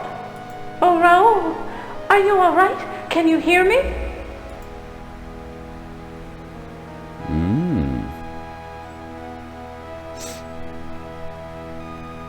Go away. My head hurts and I want to sleep. Mood. Where am I? Why, you're on the stage of the opera. You had a bad fall. What were you doing in the fly loft, Raoul? You're lucky you bounced off of a flat. My love, you could have been killed. But the Phantom, he pushed me. The Phantom? You mean the opera ghost? You saw him? My dear Vicomte, are you sure? He's had a bad fall, Monsieur Richard. He needs to rest. The Phantom, he just killed Mademoiselle Florent. He killed who? Mademoiselle Florent? Who is that? Poor man is delirious. Shall we take him to the hospital? Why did he say that like so evilly? Should we take him to the hospital? See the doctor? Did you call me Vicomte? What do you mean? Raoul, don't tell us that you have amnesia. This is getting interesting now. You are Raoul, the Vicomte de Chenet. Have you forgotten? Oh my. Dear Raoul, that should help, shouldn't it? It always works for me. Who is he? You know Monsieur Richard. He's the manager of the opera. He's one of your closest friends. Don't worry about it, old man. Rest your head. It will all come back to you in a while. But I must know about that unusual tuxedo you are wearing. Where did it come from? I have never seen that style before. Very dashing. The tuxedo? Bit of quick thinking. I got it in London. That's it. That figures. Those Englishmen are always trying to push the boundaries of fashion. What's next? Unbuttoned shirts? Who are you? I'm Christine. Remember Christine Day? Perhaps you should see a doctor, Raoul. Wait, can you tell me the date? Why, it's June 24. What is the year? The year? Why, 'tis 1881. Now it's getting really interesting. All year long. Listen here, you...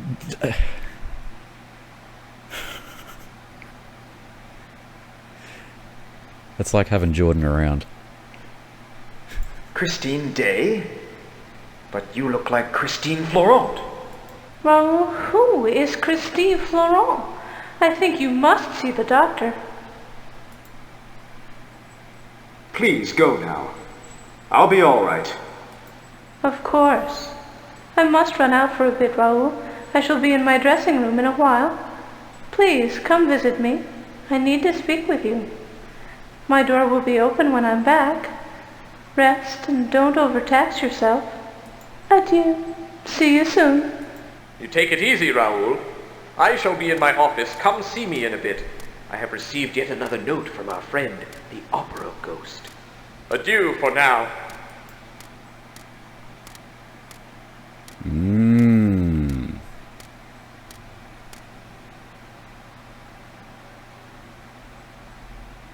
What has happened to me? I've gone back in time somehow. And they say I'm Raoul de Chagny. This is bizarre. I must be dreaming. I'll pinch myself. Ouch! Well, I'm awake and I'm still here. I guess all I can do is work this thing out. Maybe catching the phantom is the key. All right, I'll go along with this, whatever it is. Look out, Eric, Monsieur Phantom of the Opera. I've got your number. And I'm going to prank call it from a private number. Over and over. At 3 in the morning. Yeah, no wonder Eric likes her. Need to open the trapdoor first. That's going to only be done from the trap room. Okay. Yeah, this, well, this just ramped up like another level. I was like, am I just going to be... There it is again, the yellow frame. Aha. At first you ignore the discarded object, but then you realize this is a modern color frame. What's it doing here in 1881? Interesting. No headset. Because electricity.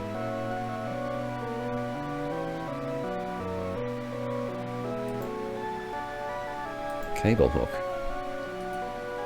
Some kind of hook-like object on the floor. Well, I should probably take that. Ah. All the flats are different, the scenery. Thick wire hook is Thick wire hook is usually used to hold heavy surplus cable or hemp and is attached to light standards or poles. So I can attach it to something.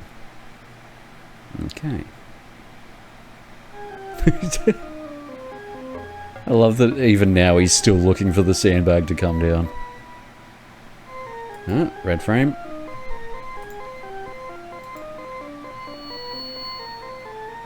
Yeah, another modern one.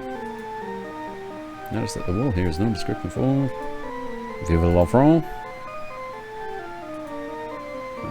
Apparently used in some opera about animals.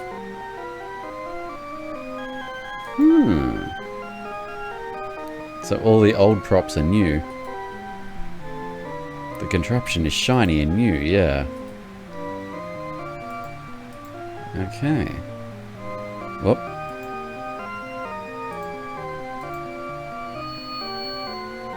Antique lantern looks brand new. It operates by gas and you can see that it's currently turned off. I think I need that for the catacombs. Oh, we can enter through here now.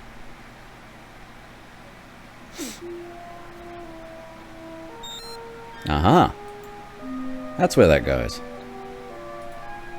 This fellow is a stagehand known as the Prompter. He is in the mid-40s, appears to be a pleasant man, a bit nervous. Hey, it's me. Bonjour, monsieur. Bonjour. Whom might I be addressing? I am Jacques, and I know who you are, monsieur. It is a pleasure to meet the Vicomte de Chanay. What do you do here at the opera, monsieur? I am the prompter. I stick my head through the hole up here in the ceiling and prompt the actors if they forget something. Wonderful job, but it was a bit hard on the feet until they installed that little seat. At my insistence, I might add. I used to have to stand for the duration of the entire opera. Bloody hell. You are not the opera ghost, I take it. No, mon Dieu, Lord, no. I don't look a bit like him. Have you ever seen the opera ghost? Oui, I have indeed. I was in the fly loft, helping with rigging some scenery. I was holding onto a purchase line when I looked up and saw him. He was standing on the catwalk, watching me closely. What did he look like? He was tall and was wearing dark, formal attire. He had a long cape. I could not see his face, but he was wearing a mask. He didn't react at all when I looked at him. He just stood staring at me. Why does he wear a mask, I wonder? Why, to cover the hideousness of his deformity. It is said that no man can look upon his features and not be repulsed. What happened after he stood staring at you? We had a face-off for several minutes. I was too terrified to move. Then, after a while, he simply pulled his cape around himself and vanished into thin air. I almost dropped the line I was holding. I have not been to the fly loft since. What can you tell me about the opera ghost? Only what I have heard from other people. His real name is Eric, and he is as much flesh and blood as you or I. He lives beneath the opera, deep within the catacombs. I know, for I have been down there. How do I find the catacombs? They've been sealed off. There was once an entrance from the cellar, but it was too drafty. Now there is no entrance, except perhaps through the sewage system. There must be a secret entrance somewhere in the theater. It's the only way the Phantom could enter. Sometimes I hear his music through the walls. His music? Yes.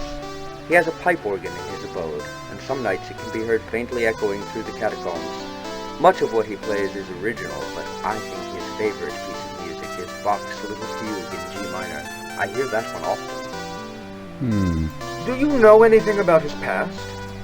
He was born disfigured. The first gift his mother gave to him was a mask. Despite his handicap, he grew up exceptionally intelligent and talented. Jesus, imagine like the first thing your own mother gives you is a mask because you're so fucking hideous. What were his talents? Music, first and foremost. He studied music as a child, and then later he studied architecture. I've not told anyone else this, but, well, I knew him as a child. This is how I know. Yeah, when Sato saw the Gerard Butler Phantom, the immediate reaction was, wow, that's it, a little bumpy in one corner is his face? What a pussy. Where did he study architecture? He taught himself. He was not a social person.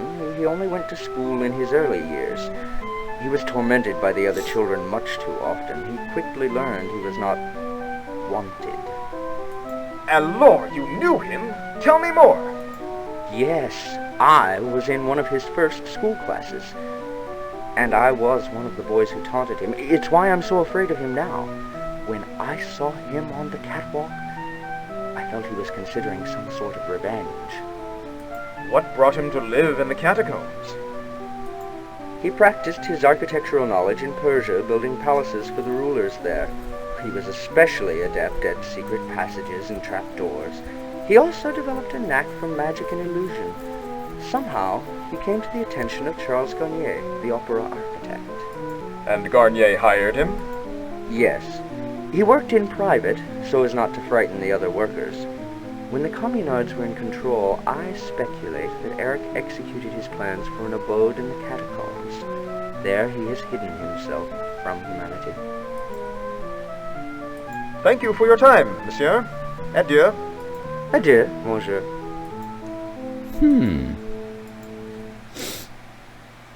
I mean, that's kind of rad. No wonder he's so fucking rich.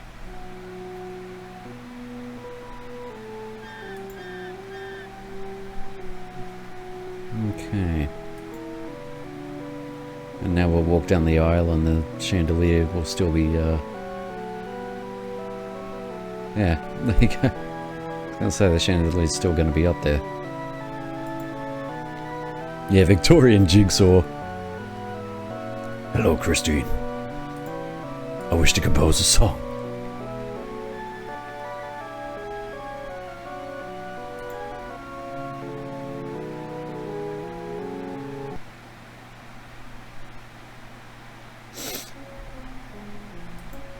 Okay, who have we got? Middle-aged gentleman wearing a painted smock. He carries a palette and looks a little lost. No way. Bonjour. Yo! Who are you? My name is Edgar Degas. I am an artist. What do you paint? Ballerinas. Young, female ballerinas. Lithe, supple.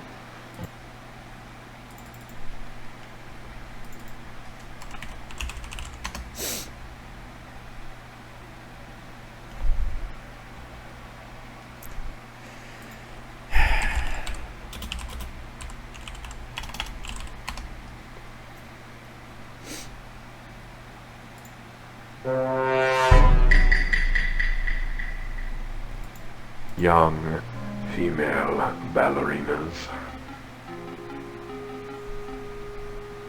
You enjoy painting young females, monsieur?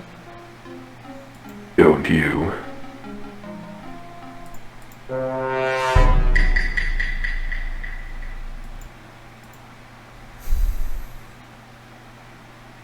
I don't like this guy anymore. I have not seen any ballerinas around. Oh, they're here, all right. One must only know where to look.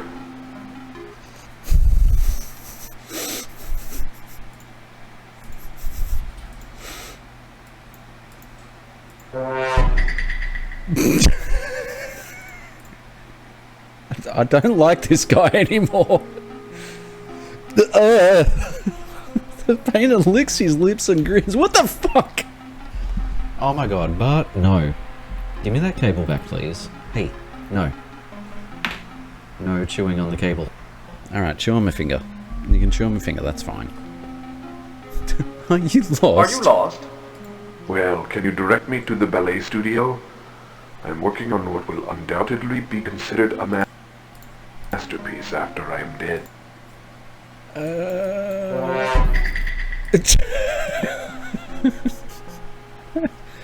It's just, you know what? I'm not sure where it is. No idea. Oh, just wander until I find it.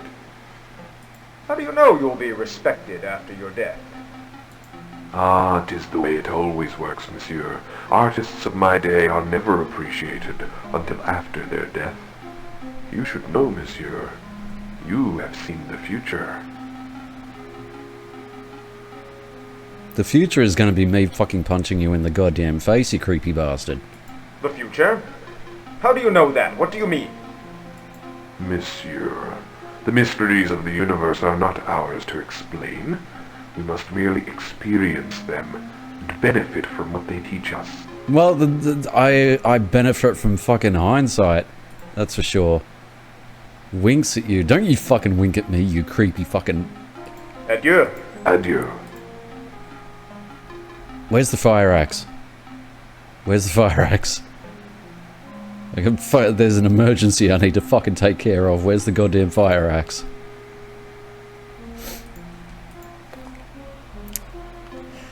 Yeah, no, it's, yeah, the Naked Angels, ballerinas. It's, hang on.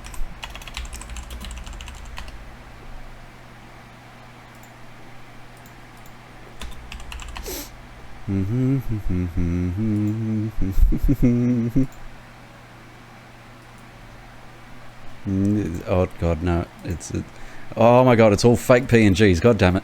So the joke, I was going to get a PNG of like a bleach bottle and like go like this and like move it up and down, you know, like you know, like anyway. So it turns out he was a gross bastard. Great.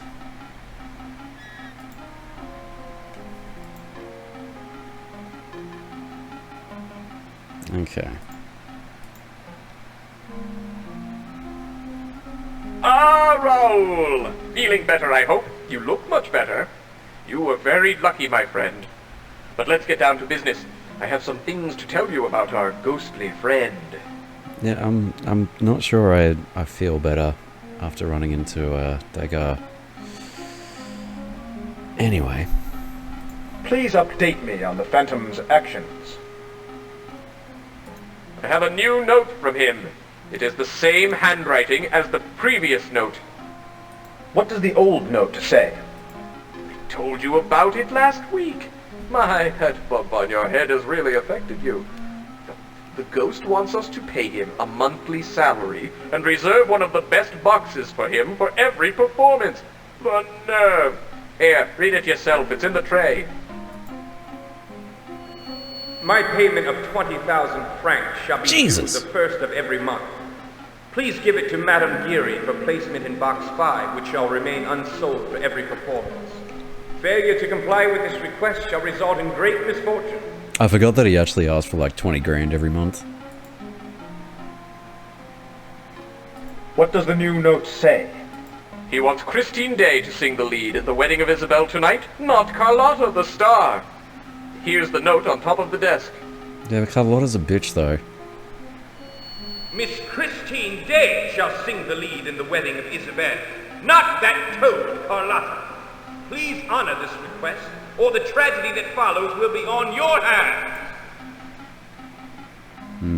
Which box does he reserve? We already know that. 5. Box 5? It's one of the best ones, too.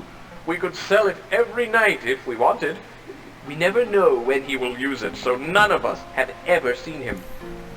Madame Geary may have had some communication with him, though. Can I see Box 5? If it's not locked, you'll find it through the loge corridor. We have examined it thoroughly, I assure you. If the Phantom does go there, it is by by magic. Tell me about Madame Geary. She looks after the boxes. She is the one who finds the notes the ghost leaves for us, usually in Box 5. It is about time for her to report to work, so you may find her cleaning the boxes now. Odd woman, I might add, but she does her job. It makes me wonder whether that was planned, or whether they had the script written and he said like, said that line, just stopped and went, magic!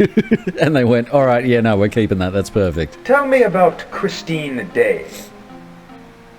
What do you mean? Aren't you two, well, haven't you two been seeing each other? Yes, but she doesn't talk much. Shy, huh? Some are that way, to be sure. She has quickly adapted the ways of a Parisian. None will ever be a true Parisian who has not learned to wear a mask of gaiety over his sorrows and one of sadness, boredom, or indifference over his inward joy. What do you want to know about her? God damn if that ain't fucking spot on. Where does she come from? Where did she go? Where did she come from, Christine? I Joe. knew her father before he died. He was a brilliant violinist with the orchestra. They emigrated here from Scandinavia, I believe. After her mother died, she was studying ballet when one of the directors heard her sing. Is she really a good singer? Yes, she is. I am not sure if she could sustain a leading role. She is still young and undisciplined. Will she sing the lead crap. in The Wedding of Isabel? -2. -2. God fucking damn it. Yes, I have agreed to it. I deserve Besides, that -2. Carlotta has mysteriously gained a throat ailment. Otherwise, she would have thrown a fit. A teacher? What do you mean? I mean, we all know this, but... Practically daily, she comes in with some new technique, or it seems she has learned more about emotion, or her voice seems much stronger. It's a number of things. Things only a trained musician could hear in her voice. Someone is teaching her, there is no doubt. What is her job here? She was placed immediately into the chorus. She has had 2 minor parts since then. She has never sung the lead. Thank you, monsieur. I shall see you later. Adieu, Raoul. You take it easy now, oui? We. Okay. Oh. Snap goes my neck.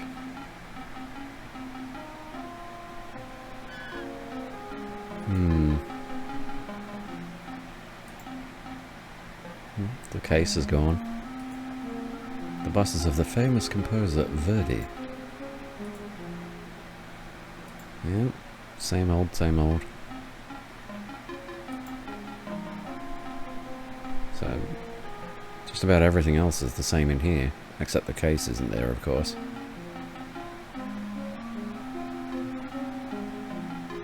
Okay, well, may as well, actually no, we'll go look at the front. Excuse me, Bart. You were looking... Bart is extremely interested in this game, apparently. He's just laying in front of the fucking monitor, like, looking up and... Ooh, ooh, ooh, ooh. Okay, walked a placard, yeah.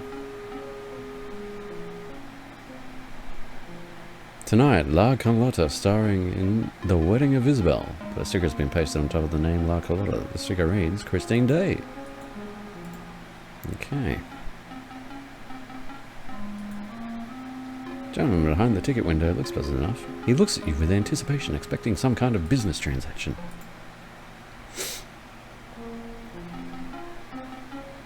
Just imagine him like sitting there behind the glass, like super excited. Oh my god, I'm gonna sell a ticket! May I help you, monsieur? What are you selling? What are you selling? What are you buying? Tickets to tonight's opera. Would you like a box seat, an orchestra seat, a mezzanine seat, or our economy seat? Nah, you know what? Give me a, Ooh. What about... I think an orchestra seat. Orchestra seat, please. That will be 4 francs. No! I don't seem to have any money on me. Then I cannot help you anymore. Adieu. Adieu. That was his anticipation, apparently. Hello, sir. How can I help you?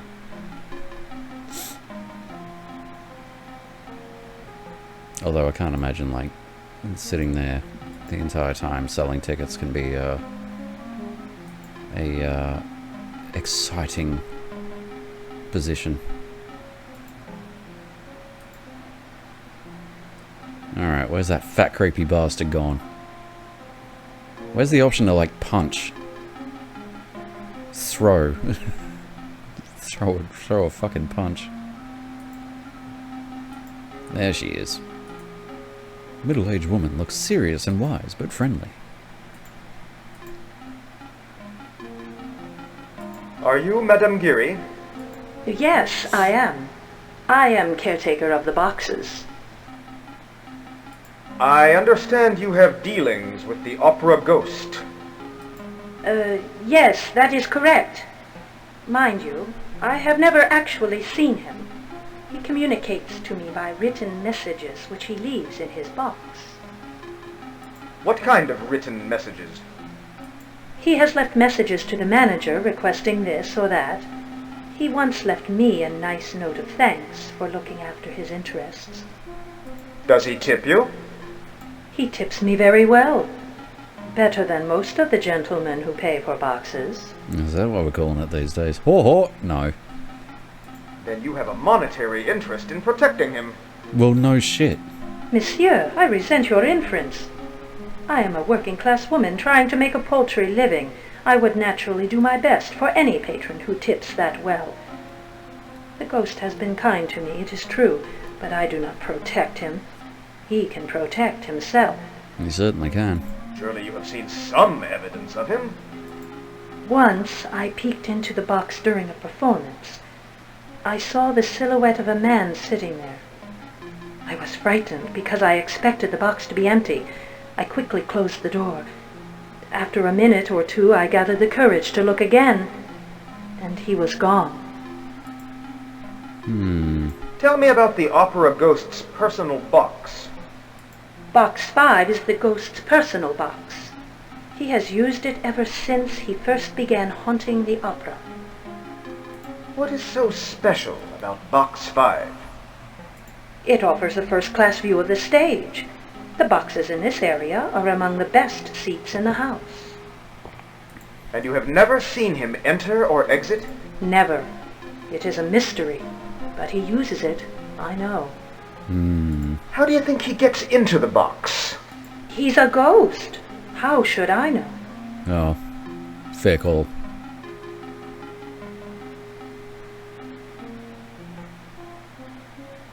Madame Geary, you know he is not really a ghost. The columns in these boxes are not what they seem. Madame Geary, I believe you are hiding something.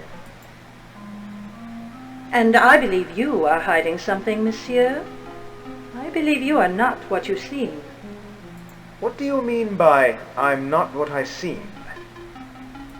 Monsieur, you are from another time and place. You do not know how you got here, and neither do I. But destiny is leading you to a dangerous cataclysm. I believe you have good intentions, but I must warn you that your adversary is quite cunning. Tell me more about what you see. Your soul is under the control of forces beyond our understanding. You will return to your own time and place when the unfolding play is completely enacted. And what is it that must be enacted? I do not know, monsieur. I do not know. There are some items that will help you, and perhaps I can help. What are these items? Look for 3 items from your own time. So the color slides. How can you help me? I can unlock Box 5 for you, but I cannot do that until you have more control over your destiny. Find the items, and I will unlock the box. Okay. When did he first begin haunting the opera? It was really since it opened in 1875. I started working here in 1879. He has always been here to my knowledge. I heard tales that he was around during construction of the opera, and even during the time of the communards. Tell me more about his work in the construction. He used the time and space to build his own domain deep below the theater. I believe he may have protected his lair with puzzles and traps. What kind of traps? He gained much knowledge of diabolical traps and puzzles while he lived in Persia. I have heard tales of a puzzle with toggle switches which correspond with the 26 letters of our alphabet. I know nothing more. Persia? Traps? Prince of Persia? Architect? I don't know if it's like a callback or whatever, but it seems to, you know... Do you know the key to these puzzles? I believe the key lies in the fact that the opera ghost is very vain. He thinks much of himself. The answers may be something very personal to the Phantom. Something to do with his attire, or his name, Eric. Okay. Adieu, Madame Geary. Adieu, monsieur. Do not forget to find the items from your own time. I will let you into box 5 then. Be careful.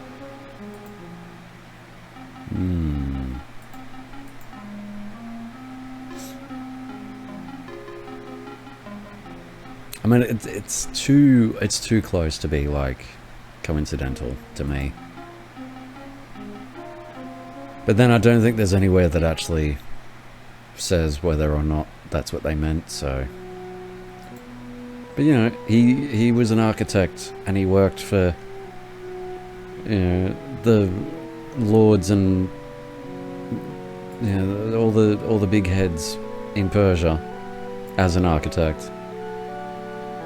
Traps. Prince of Persia, you know. Just feels very too close to call it a call it anything but like a throwback. Call out to Prince. Which, to be honest, it is a good game in its own right, but going back to it now is fucking hellish. Because it's only now that you start to realise how much of a shortcoming the game actually is. It's still good though.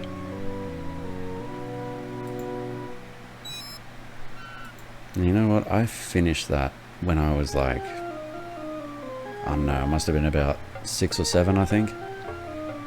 And I was so goddamn proud of myself that I beat Prince of Persia. You expect me to try and beat it nowadays? Fucking fat freaking chance. It's a hellish game to play. And yet somehow, little old me, back then I had, you know, that age reflexes. Must belong to some lonely stagehand who's here whiling away. I'm going off away with specific cues. Excuse me. God damn it, the fucking yawns again. You regard the top with suspicion. On closer inspection, you see that it merely covers a pile of other tops. I must say, that was actually really well done there, because I didn't fucking see him. Like, I literally didn't see him until the animation started, and I went, oh wait, shit. There we go. Take the blue frame, the red frame, the yellow frame. What's it doing here in 1881? So that should be the 3 items from my time.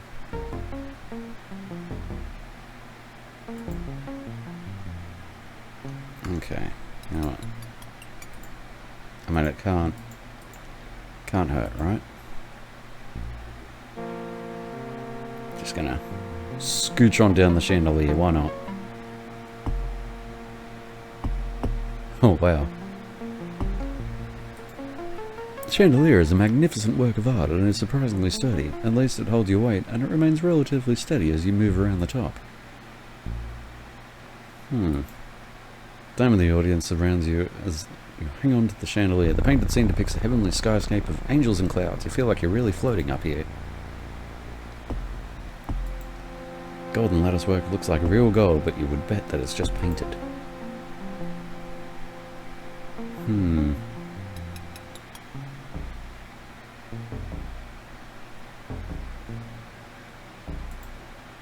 Up here inside the dome. The real ceiling is below your eye level. It disorientates you to look at. I can imagine, actually, that'd be a weird, like standing above the ceiling looking down sort of feel. Surprisingly, they give you the freedom to actually just like climb down on the chandelier. Whether that'll come into play at some point, I'm not sure, but it's interesting. Just so used to adventure games being like, oh no, that's, this is where the chandelier is. And that's it, like...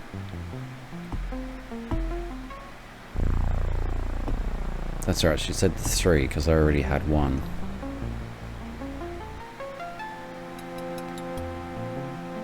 But yeah, I'm so used to games just being like, describing what's there and not actually showing, whereas this, it's just like, yeah, just climb down on the chandelier and we've actually, like, we've actually drawn an entire fucking chandelier for you to look at. Which is crazy. And what gets me about these games is that all of this was done by hand. Like, somebody sat there in, I don't know, what would it be? Frickin',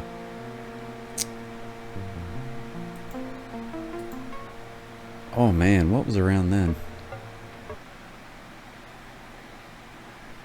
This was before Photoshop, before Paint Shop, before friggin' all of that stuff. But all of this would have been, like, hand-drawn and painted, and it's crazy to think.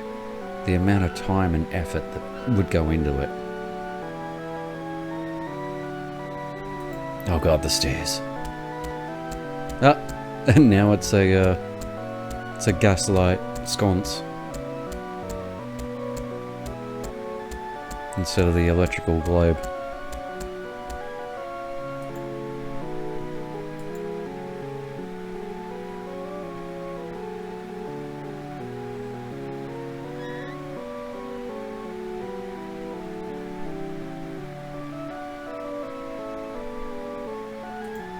Okay, anybody in?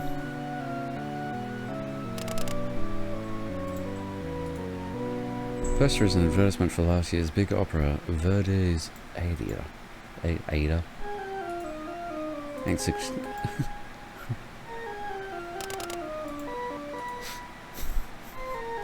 What is a trash can?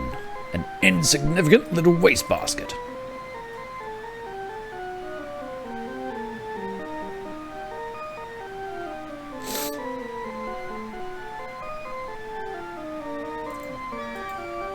Oh god, another set of fucking stairs. Hang on, I'll be back. I'm gonna go make a fucking sandwich. Maybe at the time I've finished eating it, we'll make it to the stop.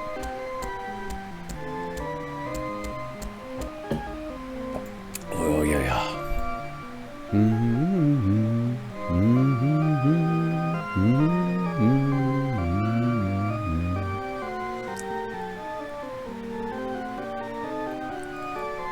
Okay, with the yawns, I'm so sorry. Okay. Not the fire axe is still there.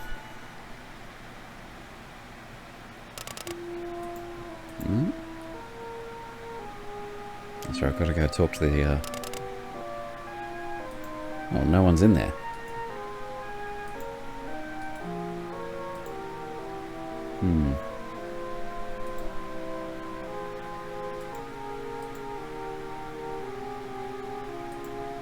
Okay.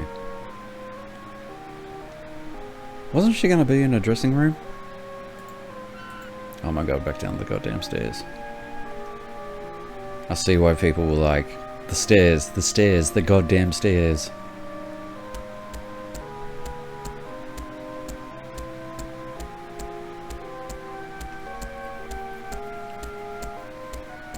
Oh my lord, excuse me.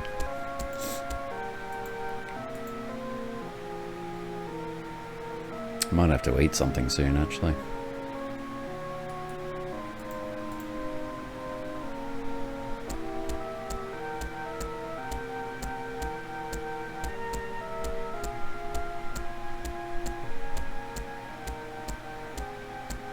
God, smash a burger. Big fat burger. Okay. Trying to be good though.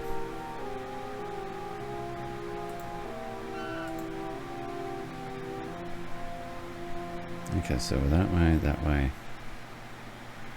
Oh, that's right. We didn't go all the way left.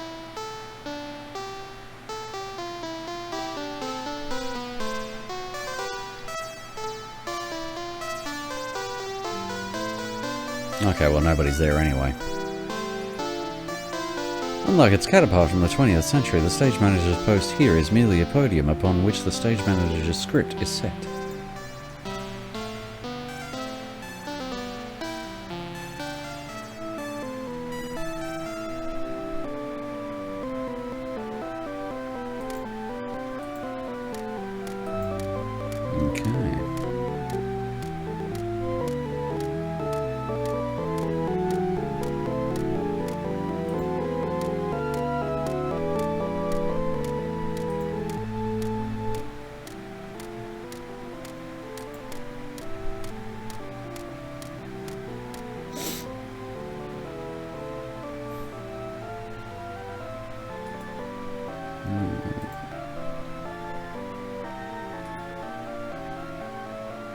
Okay, that's the same. So really, all I can do is go all the way fucking... My god. Huge percentage of this game is just fucking walking.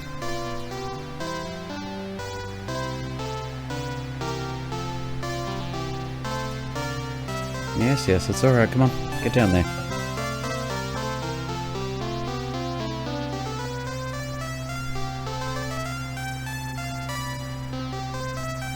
At least the music is nice.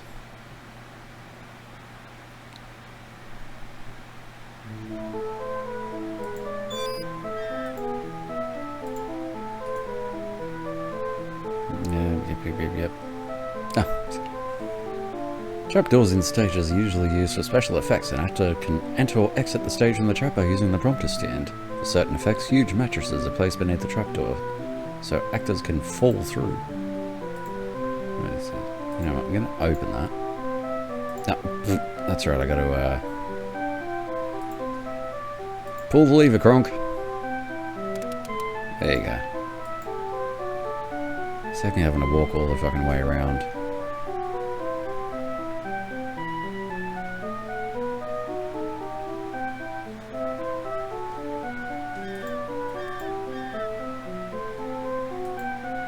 Okay.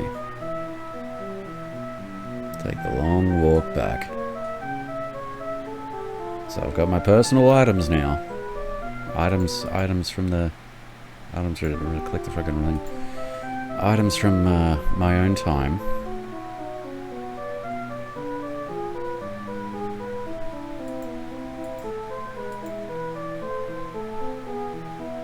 I could probably just like ramp the cycles up and make the game run really fast, but it's fine. It's fine. Just grit my teeth while he's slowly just... Come on. Come on, Inspector, let's go.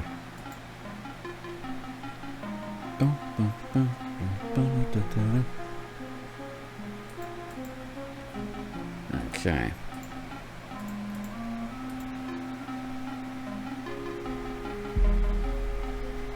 Yeah, talk to Madame Geary. Bonjour, monsieur.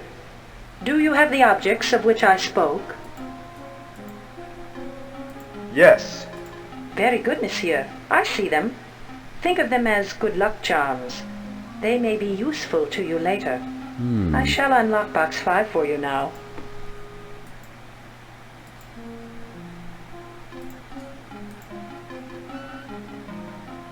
Okay. Crumpled note. Someone tacked a note to the railing here. My dear Vicomte, leave Miss Day alone or you will suffer a great malady.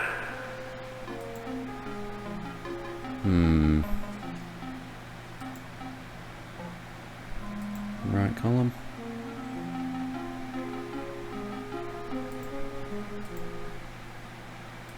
No.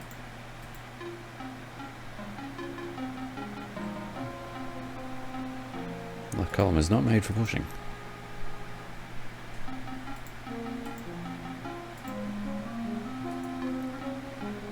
Walls of this private box are lined with red velvet. You don't see a scratch or blemish on them. Seats all look quite comfortable, covered in a plush red velvet. It's a wonder that more patrons do not fall asleep while watching the performance. Lovely red curtain is open, revealing a bare stage. Tonight's portable scenery has not been set up yet. I love velvet. This box offers an excellent view of the entire house, including the boxes on the other side of the house and the orchestra split. Here's the instruments that illuminate the house. They are turned off during a performance. Okay.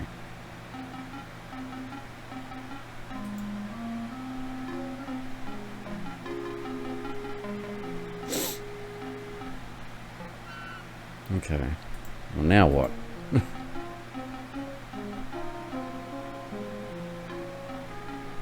Hello again, Maimgiri. Bonjour, monsieur. I have delivered to you all of the information you need. I have nothing more to say to you. Fate and destiny are on your side.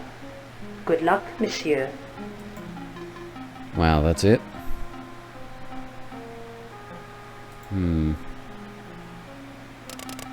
Yeah, and all the other boxes are going to be locked. So... the pink marble plinth is massive and slick. You have the urge to rub your hand along its smooth surface, but you have more urgent business to take care of. I'm sorry? Oh man, I see a marble column and oh god, I just got the urge. Just gotta walk up and just rub it all over. Ooh. Stone column appears to be some kind of limestone material, but you are not sure.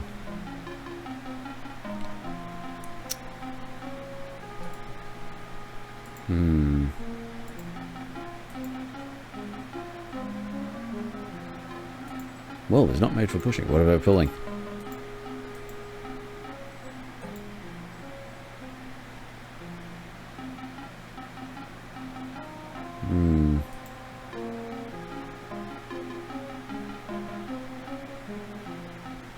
She was giving us everything that... Well then... what does it all mean? Where do we go next? The mystery deepens.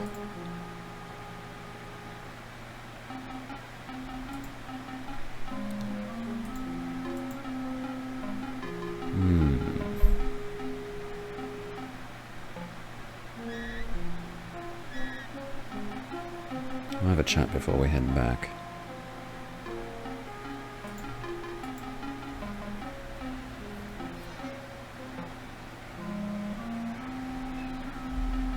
Yes, sir. Wham. You hungry?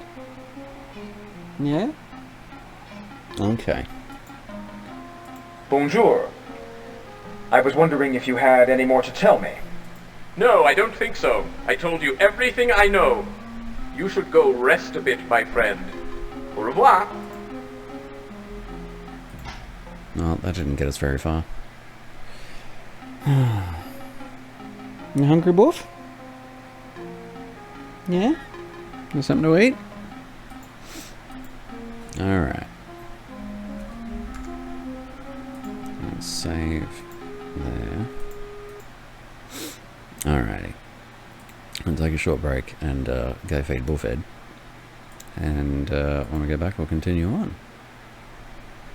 Where did it go? No, wait. Where's it gone? There it goes. Hi. There we go. Right. Oh my god. Everything is taking forever to load.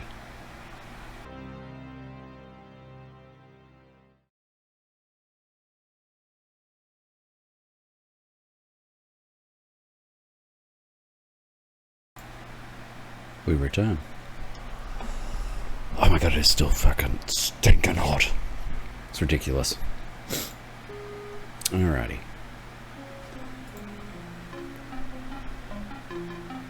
Well, now, really, the only person I can go talk to is what's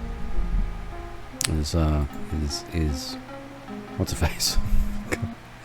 I'm terrible with remembering people's names in these games. Yeah, really, the only place I can go is the dressing room now. Maybe she'll be back there. This feels more like, remember the term interactive movie?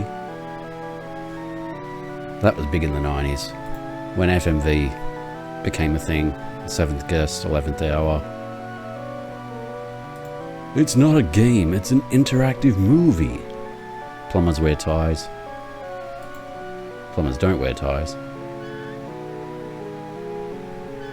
Maybe we'll air quotes, heavy air quotes, play Plumbers Don't Wear Ties for a Garbage Day stream. Fuck, that's awful. It's good for a laugh. None of it makes any sense. Okay. Now back up the goddamn stairs. But yeah, this feels very much like a showcase, I guess. It is like an interactive story, in a way.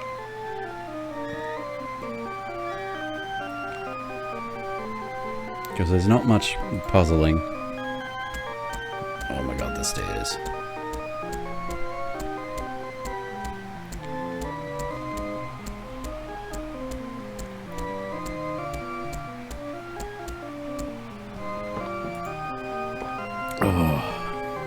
And it's one of those, air quotes, games that you can finish in an afternoon.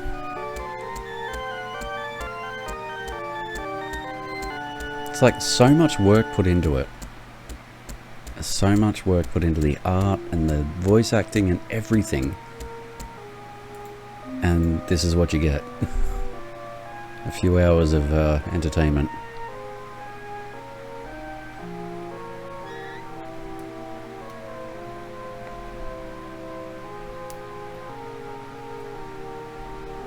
Okay, is anybody there yet? Hello? Anyone? Nope. Okay. I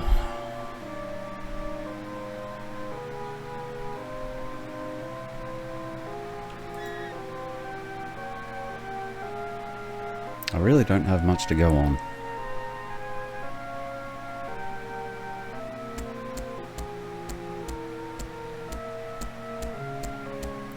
All we got from box 5 was the note saying, hey, stay away. Actually, no.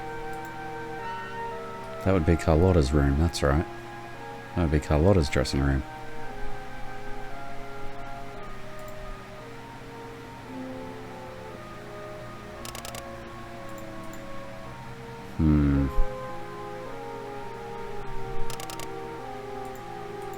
No one inside.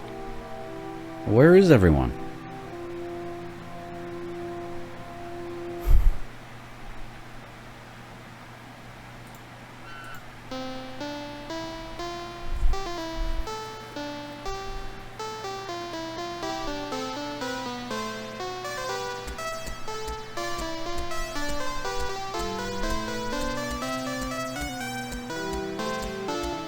The problem is,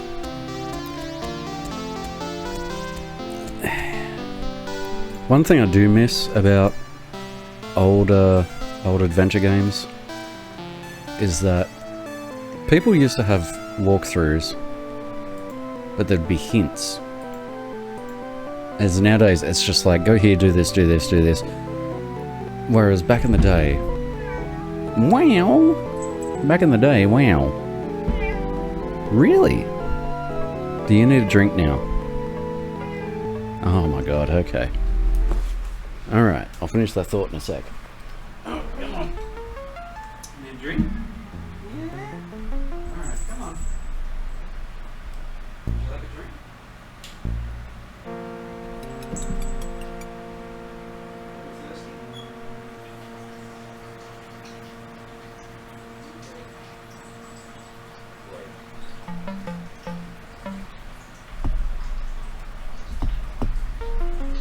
Right. So there used to be, in a lot of walkthroughs that I'd read for adventure games, when I get stuck, there used to be hints. Be like a hint section that would preface everything. And it would hint, you know, house is currently empty and dimly lit. Okay. There would be like, you know, I'd get to this point and it'd be, try talking to so-and-so. And that's all it would tell you.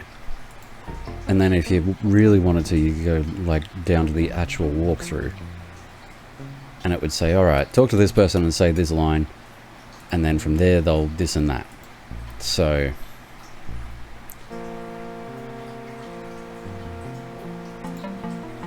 I'm sort of afraid to look up where to go next. Because I just don't want to spoil it too much, you know. I just want to know... Where do I go next?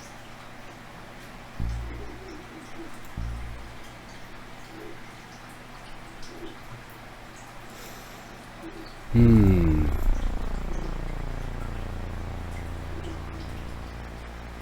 have a feeling it has something to do with box 5. But didn't she say, come and talk to me? She'd be back in her room or whatever. But she's not there. So, what are we missing?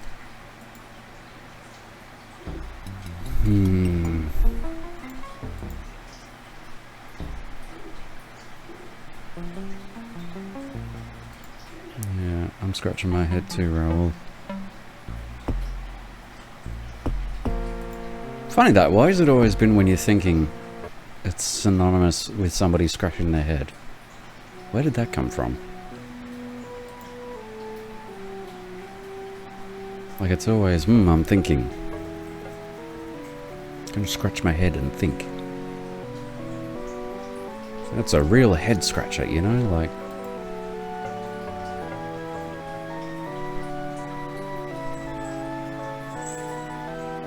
Okay, there he goes. I gotta turn his off.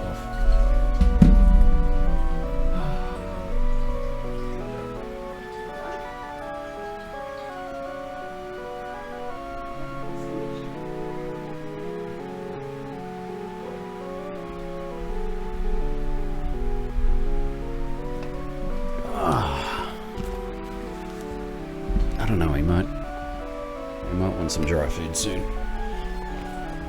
Oh, yeah, okay. Mannequins. Old discarded flat for yep. No, the mannequins are not having an orgy. They are merely in a pile, having been recently purchased for the costume shop. Oh, there's the mug. Oh no, it's still old and putrid and wouldn't touch it with a stick. You realise that this is exactly the same mummy prop that you saw back in the century. Only now it looks brand new. Theatres sure keep a lot of discarded scenery laying around. You know it's some kind of prop for some kind of opera, but you have some kind of mental dysfunction in identifying it. Someone left a coil of hemp rope here. You wonder if it might be useful. Well, I shall take that coil of hemp rope. Not the box. Take rope. This is a coil of sturdy theatrical hemp. Okay. Actually, you know what?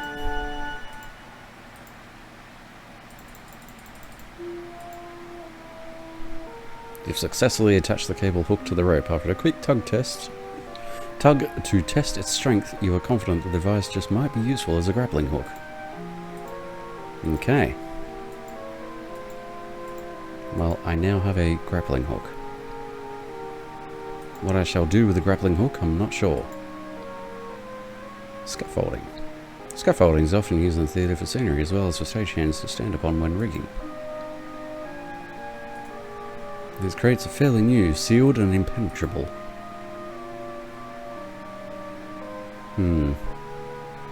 Impenetrable. This appears to be a prop from some kind of Roman epic.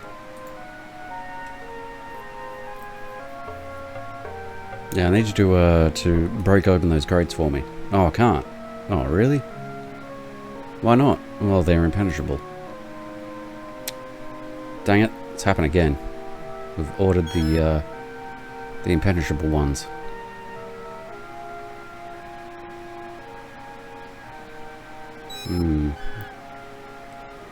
Talk to Jacques? Bonjour, monsieur. Good to see you again, monsieur. I've been searching my mind for any additional information that you could use, but I am afraid I remember nothing else. 1,000 pardons, monsieur. Good luck to you in your investigation. Okay. Well, Jacques can't help us.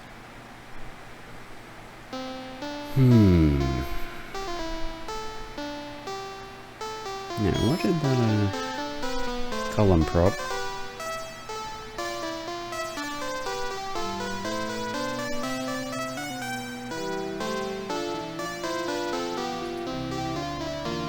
Some opera about Greeks from the fresh paint. It appears as if the prop is brand new. Okay.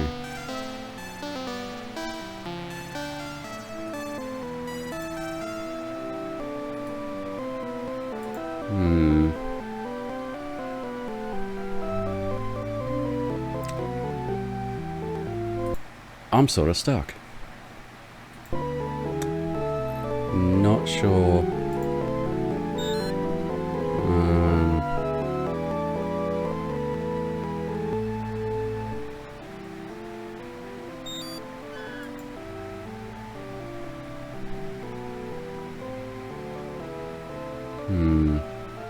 Alright.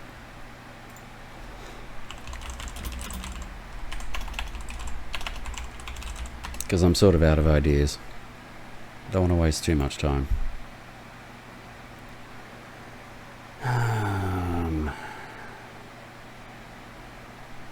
Oh my lord. This walkthrough has the entire backstory of Eric. That's amazing.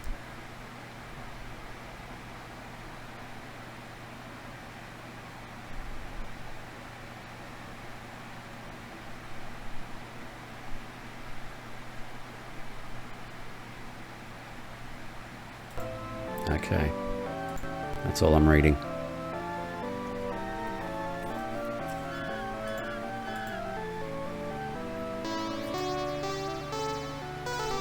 Don't want to spoil too much. But I have an idea of where to go next.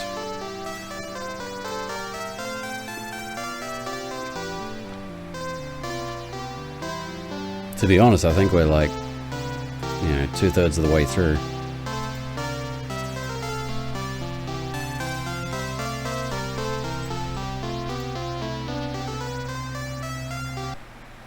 Okay.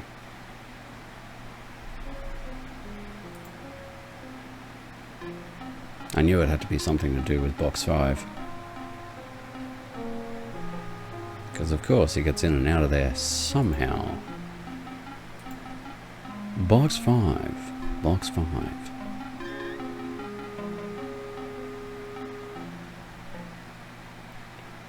Okay, so look at left column. You decide to feel it and knock it to see how thick it is. Why, it's hollow. It's not what it appears to be. And on closer examination, you see there is some kind of outline, much like a trapdoor embedded in the column. Then you see the keyhole. Panel is locked. You need a key. I need a key. Okay, so where am I going to get a key from?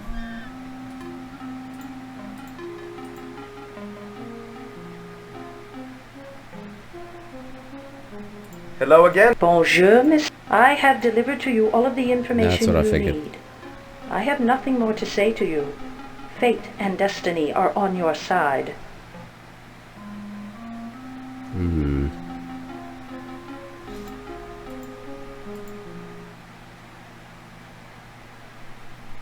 So we need a key.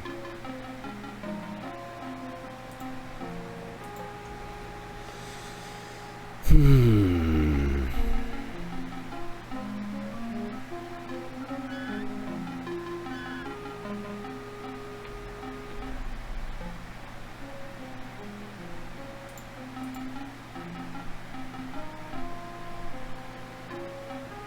Bonjour. No, I don't think so. I told you everything I know. Yeah, that's what I You figured. should go rest a bit, my friend. Well, I would, but yeah.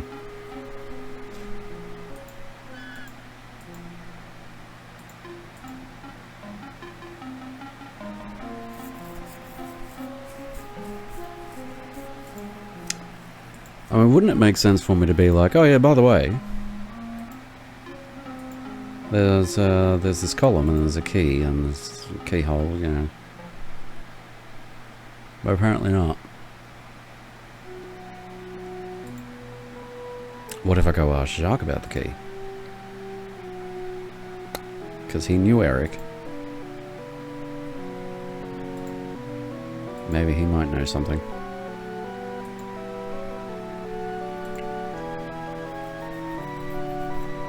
Maybe. He'll probably just be like, oh, I don't know. Got nothing to tell you.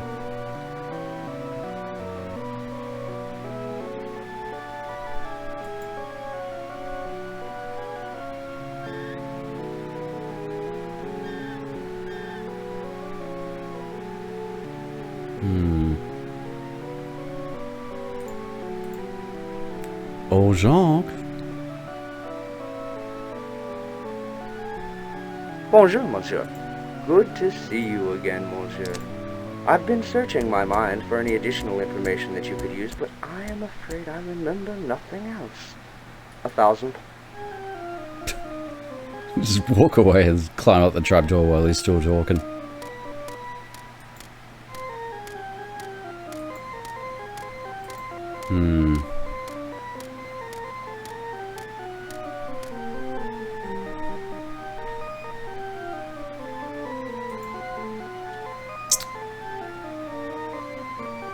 Oh, man.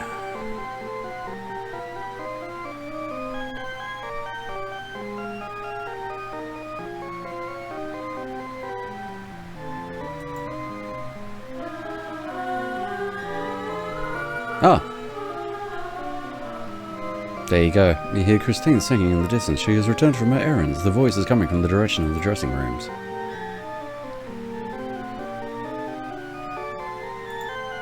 Okay, now we can go talk to her.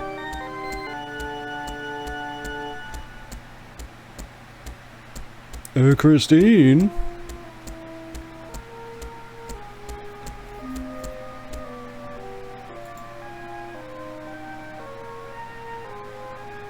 I should get out to the theatre more often. Like, there's always productions going on in town. Most of which I probably miss because I'll be at work, but I should actually get out to the theatre more.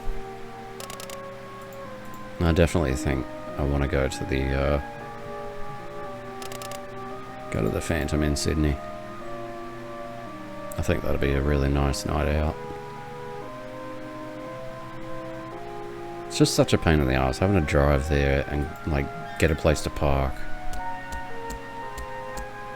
I think it'd be nice though. I think it'd be nice. So I can find somewhere to like get dinner or something while we're there.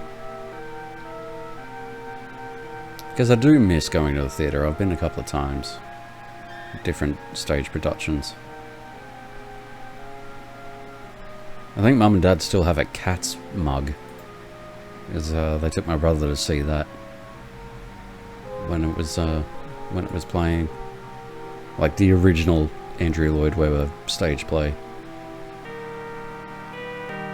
On closer inspection of Christine Day, you are shocked to see she is truly a dead ringer for Christine Florent. Again, she appears to be in her early 20s, but this time her dark hair is long. You want to drown in those same piercing brown eyes. I'm a sucker for eyes. Oh, fan. Paper fan was mounted on the wall for decoration. Well, no fucking shit. Watercolor original by an artist named R. Frank. Mural shows ballerina in action. Could it be a Degas original? No, closed dummies. Yep. Bonjour, Christine. No, I just returned from my errands. What good timing you have. Why don't you sit down, mon ami? Christine, how long have you known me? Why, Raoul, we knew each other as children. You know that. We met again just last year here at the opera. You've been so kind to me, and so supportive of my career. I shall always be grateful to you. Remind me of our exploits as children. Don't you remember? You jumped into the ocean to retrieve a scarf I had dropped. The wind had carried it into the sea.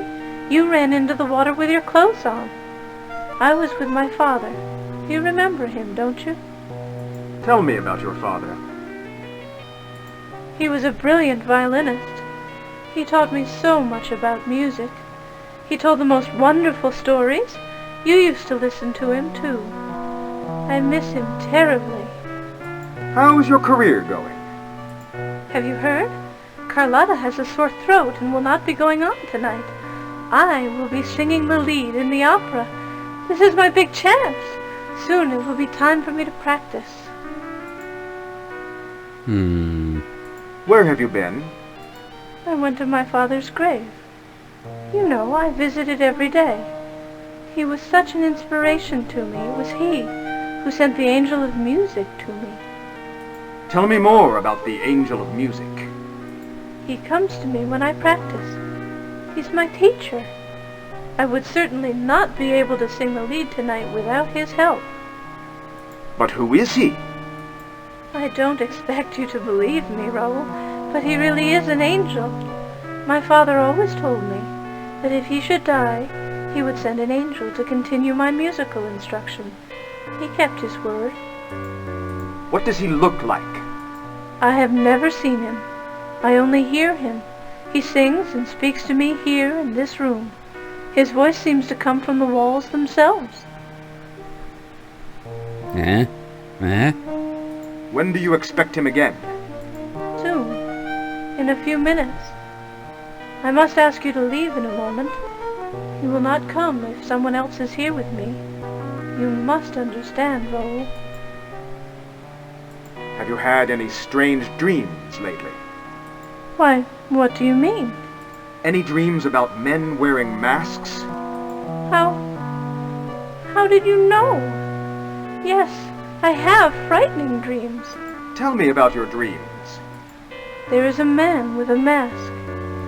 He sings to me, much like the angel of music. I'm riding a white horse, and he is leading the horse. We go to a dark place, and there, well, we make love. All the while I hear the angel of music playing the violin. Do you ever unmask him? I'm too frightened to do so. And the strange thing is that even though I am frightened, there is something comforting about the man. Sounds romantic. Why, Raoul, you sound jealous. It's just a dream after all.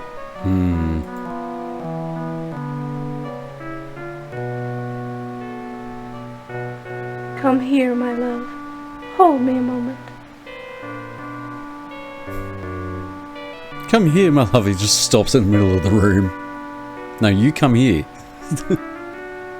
Are you sure you're all right? Why, I was never better.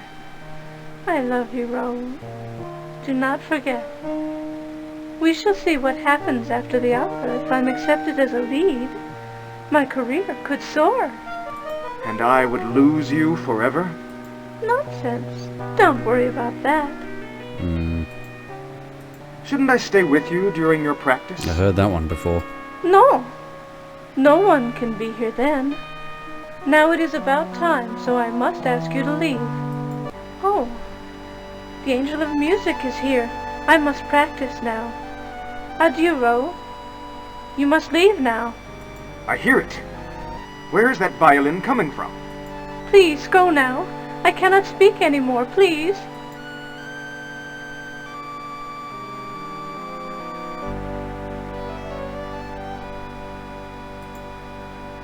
Go away, Raoul. Please, leave me alone. Wow, okay.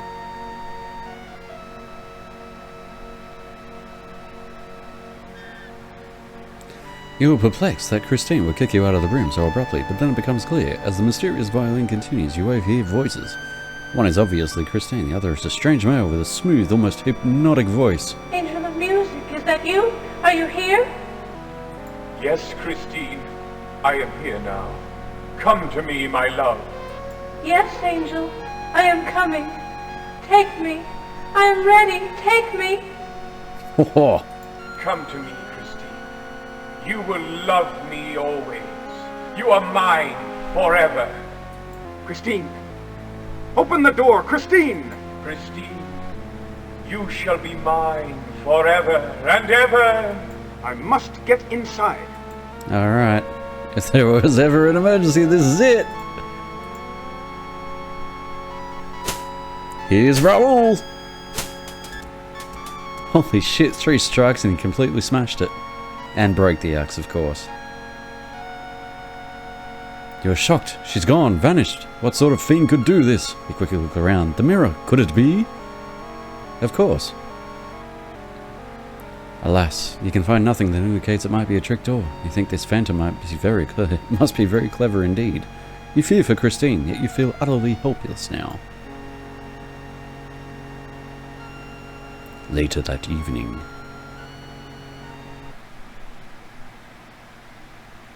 Where could she be? Doesn't she know she must go on in less than 15 minutes? What could have happened to her? I fear she may be in danger. I fear she may be in danger. I hope not. For her sake. For our sake. Christine, you have returned. Are you all right? Of course, Monsieur Richard. Bonjour, Raoul. But where have you been? We have all been so worried. The performance is set to begin in 10 minutes. I would never let you down, monsieur. I am a professional. Raoul, I have left for you a complimentary box seat ticket at the box office. Please, pick it up. I must run to my dressing room now. Adieu.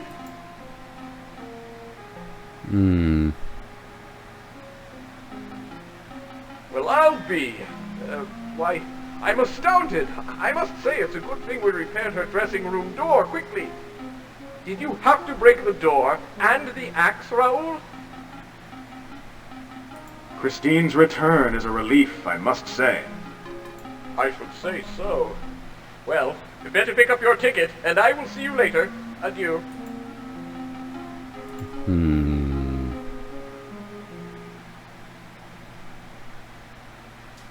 Bastard. Well, now I can go get my ticket.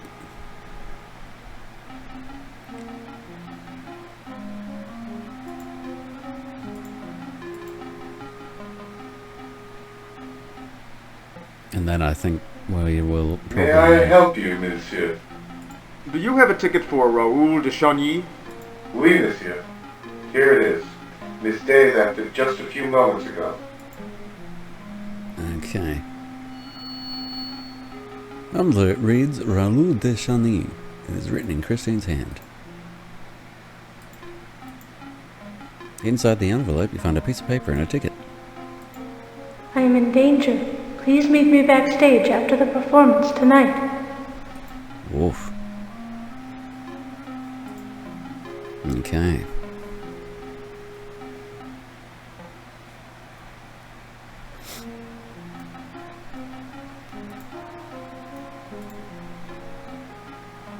Yeah, I think after the performance, we'll chase him into the catacombs.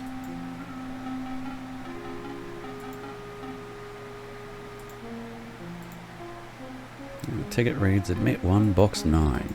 Okay. Oh, talk to the usher. Excuse me, sir. Do you have a ticket, monsieur? Yes. Yes. Oh, this is for box 9. Please go through the north door, and you'll find your box there. Okay.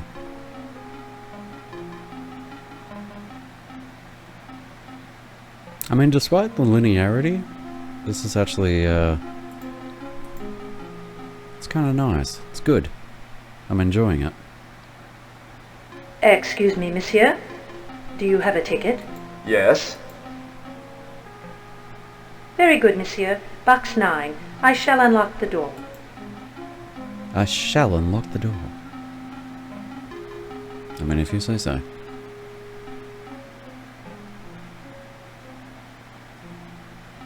Enjoy the performance, monsieur. Why does everybody talk like they've got some ulterior motive? Enjoy the performance, monsieur.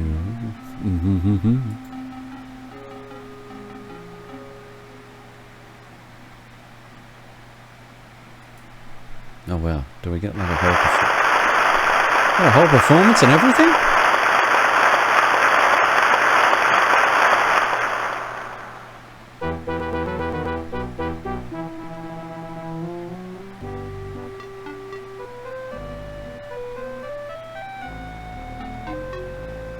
Oh wow. Oh, there he is.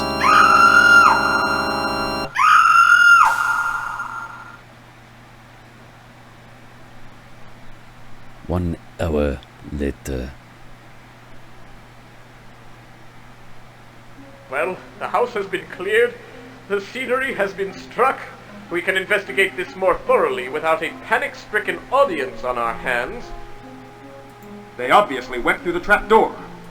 Yes, it was no magic trick. I wonder what Jacques has to say. Why, I have not seen Jacques. Perhaps you should seek him out. Oh dear. I think Jacques may have been revenged. Has backstage been thoroughly searched? Only perfunctorily. The stage manager sent everyone home. You might want to take a look yourself. What should I do now, Monsieur Richard? I fear for Christine's life. That monster is capable of anything. We must find her. I shall go deal with the police at the station. Search for her, Raoul. She loves you. See what you can find backstage. Okay. Good luck, Raoul. Adieu. I love that he's like the inspector and he's asking everybody, so what should I do now? It's like, oh, excuse me, it's like a police detective turning up, taking down your statement, then being like, so what do you reckon now? It's a fuck, I don't know. Go investigate. You know what? That's a brilliant idea. Cool. Good job. All right. Cheers. Thanks for that.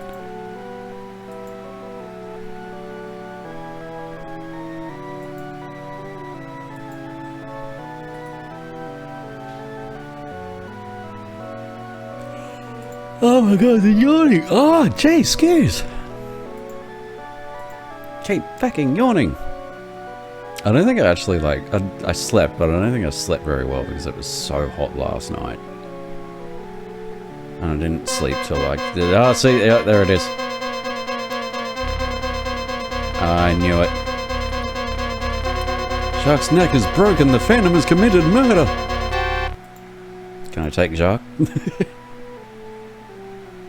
You don't have time for that, you must find Christine. Okay, yep, so we get the key. Appears to be an antique key of some kind. Needless to say, it epitomizes the term skeleton key. Okay. So now I can go back to box 5. Poor Jacques.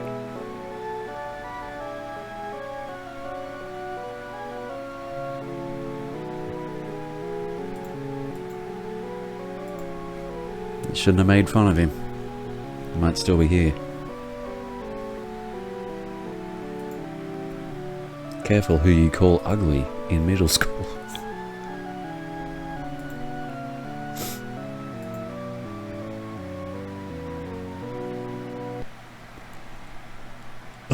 my god, excuse.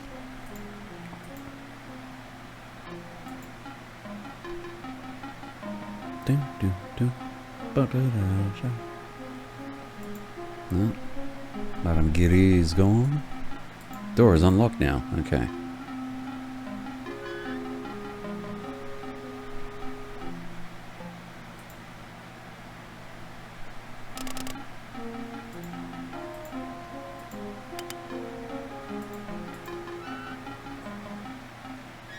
Okay, does this take us into the catacombs now?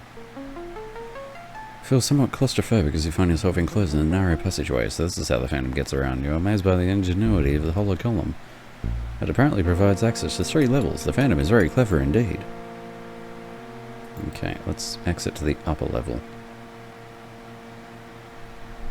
Door is locked, your skeleton key doesn't seem to fit. Okay.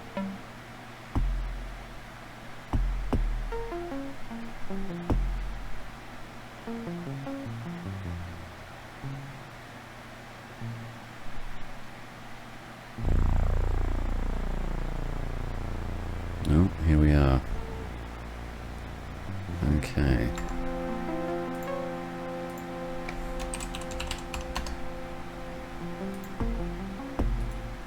The vast underground lake looks murky and cold. It smells too. You realise it must be part of the Paris sewage system.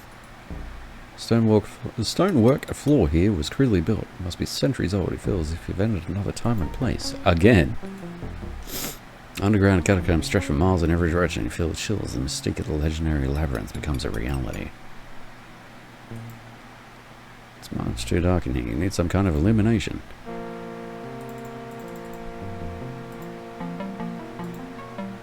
Lantern now illuminates your immediate surroundings.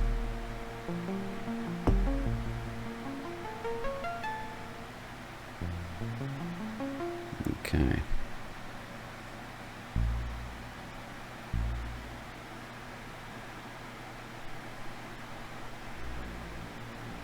Yep, here it is. Okay. No, wait, no, there we go.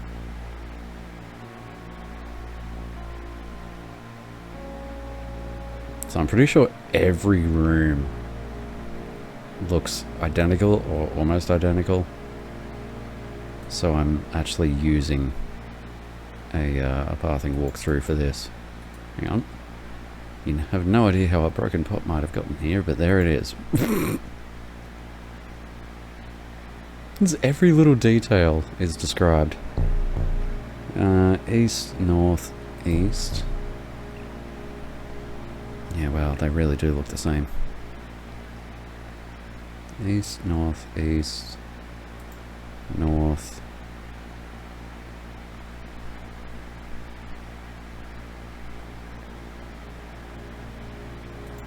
North, naturally.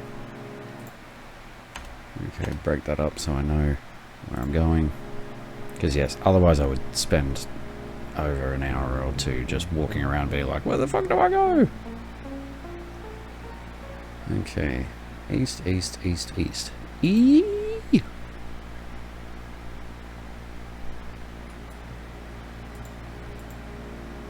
Okay.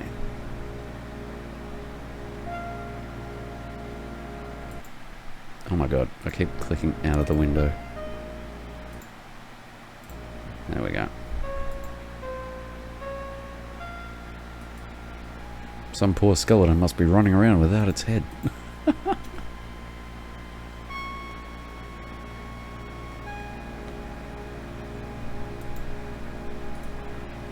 Peer in the grate on the floor and see only darkness.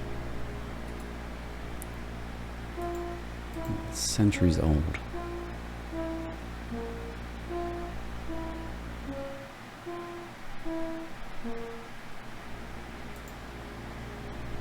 Rat's nest. Not particularly a rodent lover, you are thankful that the nest is empty.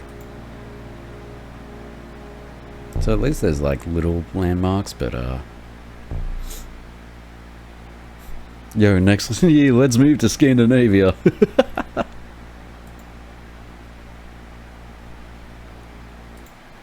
Okay, so from there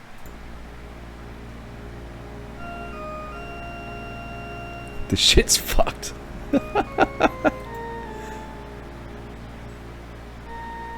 I am roasting, man. It is fucking ridiculous. How peculiar. Condensation is formed on the ceiling of this particular room, resulting in this small puddle on the floor. And a broken pot. So west, west, north. Go west, where the eagles fly. Go west. I've been chilling in my room and got bored, so I'm like, oh, I want to play games, and now I'm already thinking of going back in.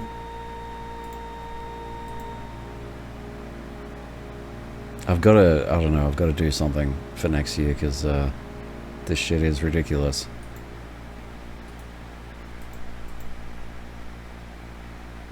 Okay, so north, and then 1, 2, 3, 4, 5 east.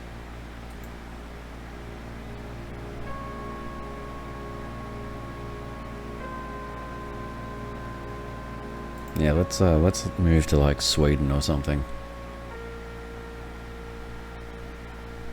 Helvete, helvete för fan.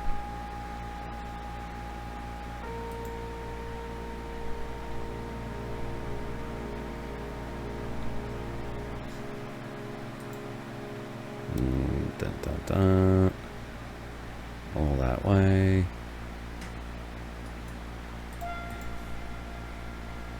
What did I say? 5. Okay. Yeah, the rest is empty. Okay, so save. Nope, that's wrong number, but whatever. Okay, so one more east and then north. Yeah, recommend the portable AC, but I was discussing it really an option for my office because of the moisture. Yeah, the problem here is like, even with the portable AC, the room's too open. So I need to put up the barn door over the kitchen. There we go. Oh, hello. This unfortunate fellow appears to have gotten lost some time ago. He's wearing clothes a few decades out of date. The sword must have belonged to the unlucky adventurer. You wonder if it might be useful. Well, yeah. Because I'm probably going to get in a sword fight now. The sword is this is an antique sword, probably dating back to the early 1800s. Wow.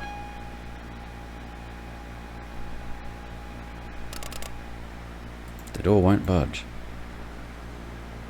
Oh boy. Shite. Alright. 14, 15, 1. 1 to 26.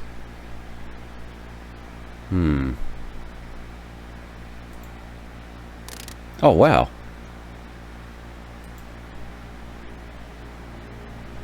We get a hand and everything.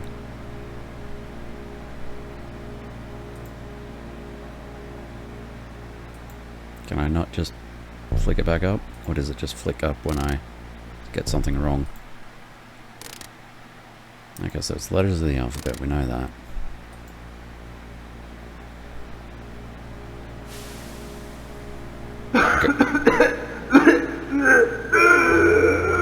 Girls. Hello, monsieur. I wish to play a game. You must figure out the code on the wall. If you do not figure out the code on the wall, the room will fill with gas. Gas, gas, gas. No, wait. 7. The note from my time. Okay, 7. 2. 3. 6. Oh no, that's 0. Okay, so no, that doesn't work. Gas.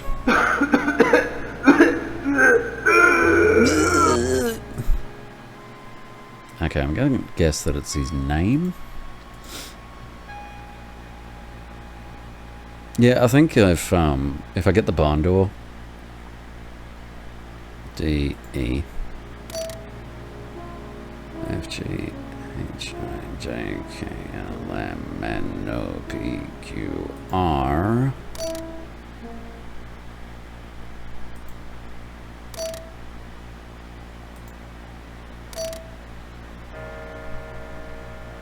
There you go. Smarty pants. If I finally get around to getting the barn door and put it up and everything, I'll be able to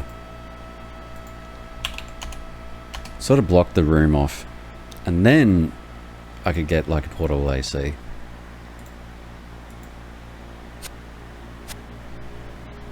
Chop that web.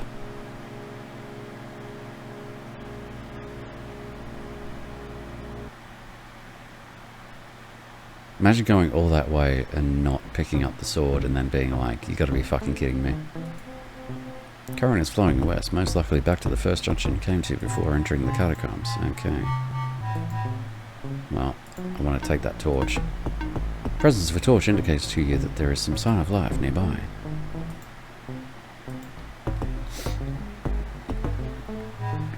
I'm gonna get one of those dividers too, put another unit of the hallway, put a tube into the bathroom, just let the cool air waft in here maybe. Yeah. No, it's permanently attached, okay. Door is locked from the inside.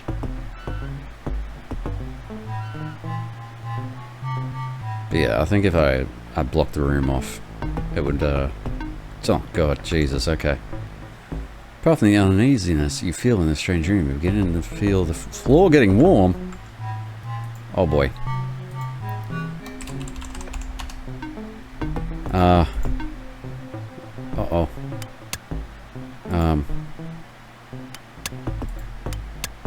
Oh boy.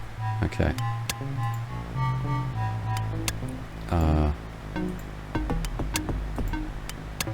It's getting warmer. Don't look too good for Adam. Oh boy, I'm gonna roast.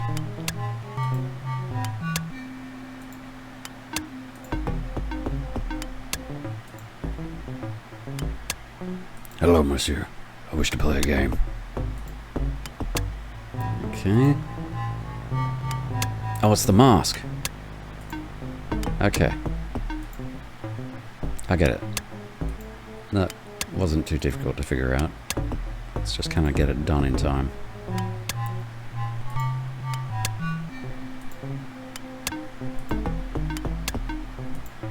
Yes, it's getting very hot.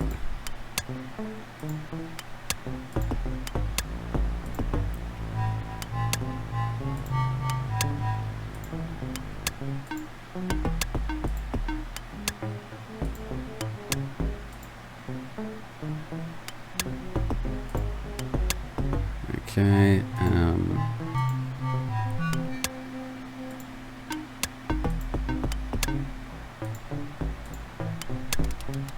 there we go. You did it! A trapdoor opens to the ceiling, blowing in a current of cold air. Oh, sweet, sweet oxygen. Now you wonder how you're going to get up there. Oh my god, and come all that way and you're just like, shit, now what? Oh, I don't have the fucking grapple. Throw. Ceiling. No, throw. You realise that it's been a long day and just not making much sense. No. Throw, grapple. Use rope with hook to grapple ceiling. Okay. You can't reach it. You're too late, the heat has become unbearable.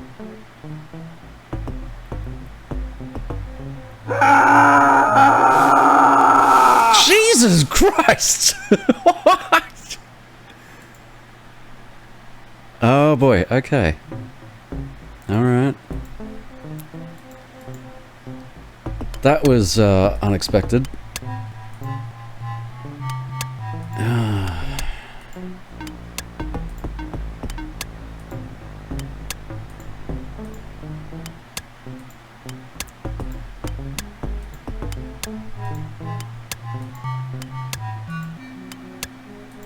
Okay, yeah, no, there we go.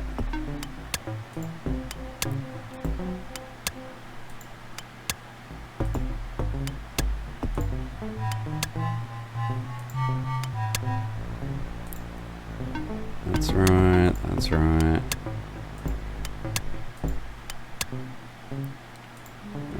What did I do wrong? There we go. Okay. Okay. Save in a new slot here. Okay. Okay, yeah. Throw, grapple, trapdoor. There you go. 4 is very hot now. You find it difficult to breathe. You will not be able to withstand the torture much longer. Go. Get the fuck out.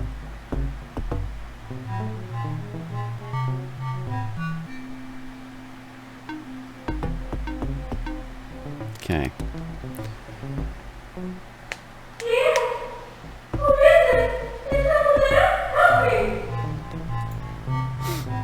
Yeah, Sweden or Finland.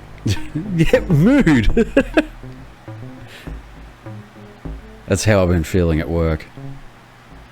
Whoever you are, shut up, the Phantom may be near. It is I, Raoul. It is I, Raoul. Oh, Raoul, aidez-moi, help me. That monster may return at any moment. Do you know how to open the door? Raoul, don't leave me here, please. The lock is somehow controlled by the organ. Oh god. Okay, again, just in case. He turns up and, like, bonks me on the head. Despite the fact that the chair looks like it's made of human skin and bones, it actually appears comfortable. Uh-huh. Sit on organ bench. Oh, please don't make me. Ah! Okay, good. Yep. 4 pieces of sheet music on top of the organ. Since you took piano lessons as a child, you can just barely sight read the music. Which piece do you wish to attempt? Little for You in G minor.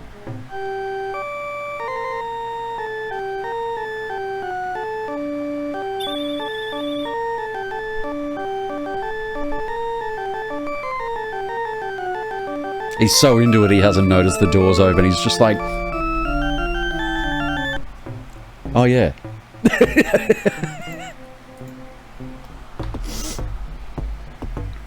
Yeah, there's Sweden or Finland. Good music, good women, high taxes, but good healthcare. Human leather couch was a war crime. No! Help me, I'm in here! Oh. Oh. This is like something out of, Christine? My lord, Christine, what is this? Some kind of coffin? I'll find a way to get you out. Don't worry, darling. What was that Vincent Price film?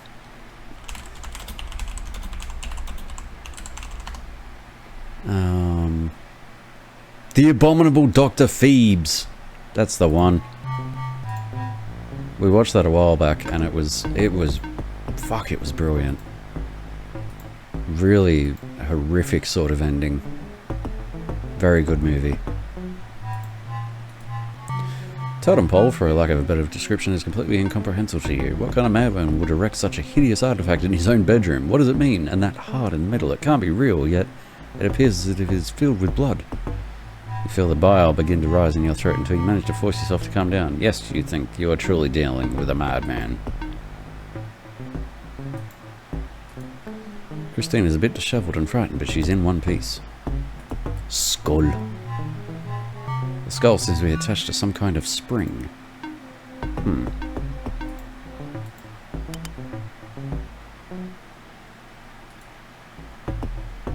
Okay. Oh, I'm gonna screw this up and she's gonna die horrifically. She's gonna get, like, gassed. Gas. Skull face. Yeah, just look at the damn thing. The desk looks like dried skin covering human bones. It is empty and bare at the moment. This is some Geiger-esque frickin' shit. Ah, the front of the sarcophagus consists of a huge skull face. As you peer into the orifices, you notice a keyhole inside the nose. Okay. Skulls.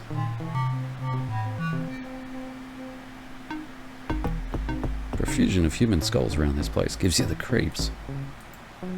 Skull is not made for pushing, okay. So I just have to, like, press them in sequence, I guess. But, like, how do I know? How would I figure that out?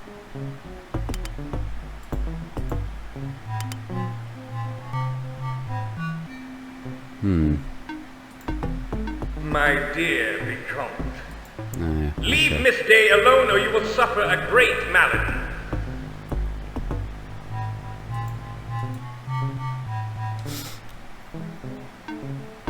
I was literally about to say, why does he remind me of Vincent Price? The curtain covers the Phantom's toilet area. You take a quick peek and see a surprisingly sanitary facility. The monster is a bit human after all. Hydraulic lift for the lid of the sarcophagus. Okay. But like, how... Where is the clues for, Where are the clues? Transparent lid. Is there a clue for this? Because... some kind of spring.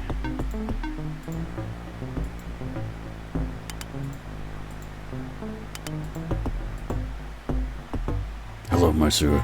I wish to play a game. The love of your life, Christine, is engaged in that sarcophagus. You must push the skulls in the correct order to retrieve a key.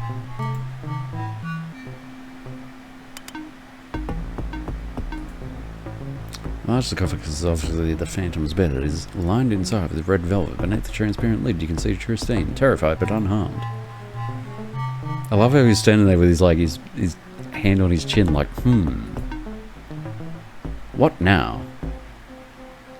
Profusion of human skulls around the place. Oh, come on. Come on, just push the... do the thing. Oh my god, there's got to be something, right?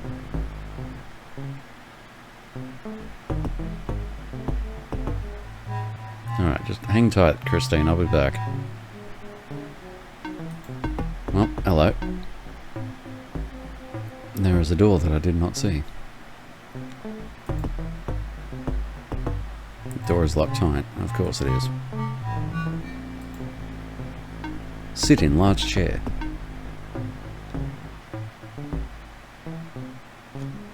What? Something happened. I didn't say what.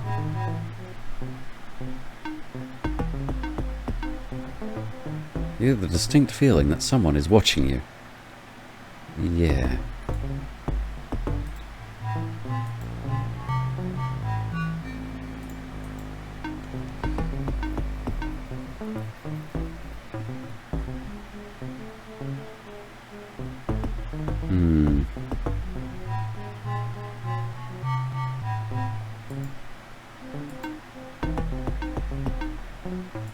I'm over right at the end and I cannot, for the life of me, figure out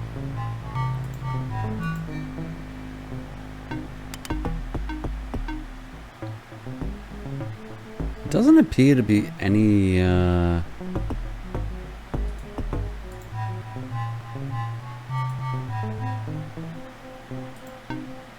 doesn't appear to be anywhere that sort of gives me an idea of like what I'm supposed to be doing here. Okay.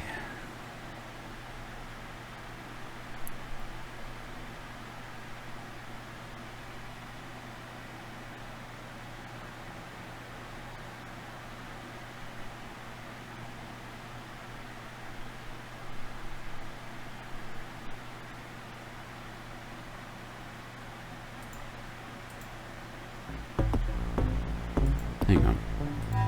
No, wait, really? Well, there you go.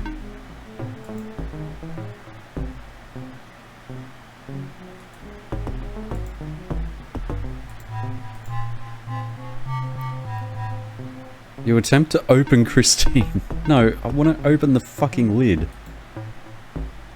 Realize the sarcophagus is open mechanically. You need to find the device which operates the hydraulic lid.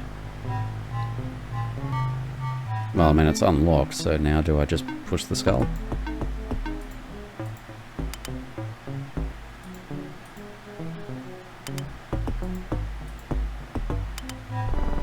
There you go. Raoul! I'm back, baby. What has happened to you? What has he done? It is all clear to me now. The angel of music was Eric, the opera ghost. He spoke to me through my dressing room mirror. Earlier today, he must have somehow put me in a trance. I followed him through the mirror to this place. Hypnotism. I knew that mirror was a fake. You are right. It opens, but only he can do it. There is a secret passage from my dressing room down to the catacombs. He assured me that no one can open it but him. How did he put you in a trance? It was with music. His voice. A violin. I was convinced he was the angel of music sent by my father. He has powers of suggestion that are impossible to resist. What happened after you followed him here? He placed me on a boat and he rowed here. At first, he was unusually kind, almost vulnerable. He played some of his opera for me. He professed his love for me. No. And then what? No! And then what? He gave me this ring. He declared that I was now his bride. Here, you take it. I don't want it. The ring is a small, solid gold bead. It was shortly after this that I was able to unmask him. How did you unmask him? He was playing the organ. I slowly crept behind him and grabbed it. It made him furious. I thought he was going to kill me. But he didn't hurt you? No. He became like a pathetic little child. He cried that now I would never love him. So I tricked him. How did you trick him? I told him I would love him because he was so kind to have taught me his music. It was because of him that I am singing the lead in the opera. I begged him to let me return to perform in my leading debut. I promised to return here after the performance. But apparently it didn't work. Eric must have known you and I were going to meet after the opera, so he abducted me from the stage.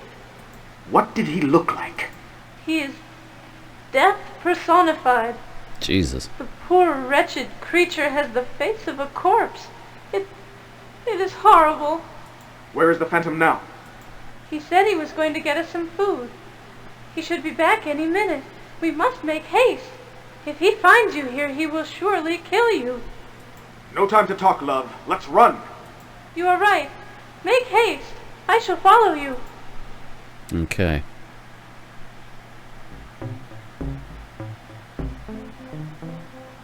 Make haste. I shall follow you.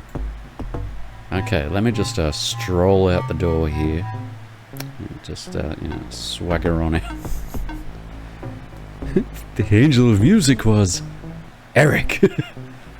Bom bom. Ah. Raoul, it's him! It is. You! How dare you trespass here?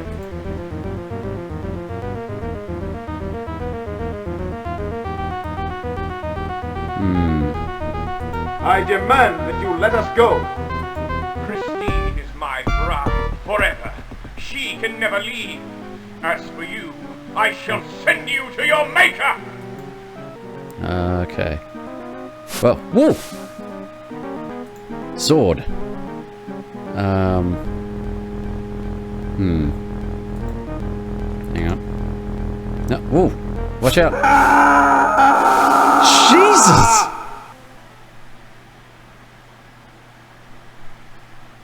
That's it's kind of fucking horrific. Raoul, it's... You! Yep. How dare you trespass here? Okay.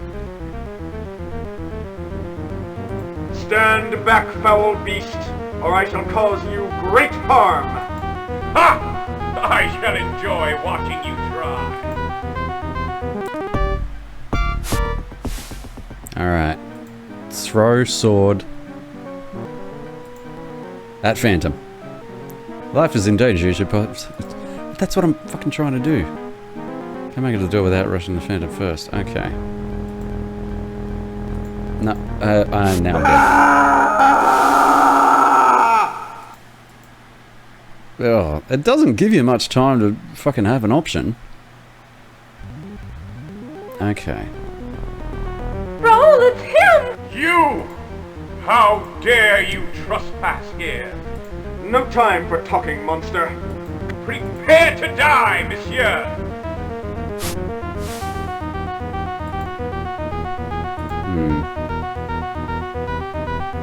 Throw wedding ring?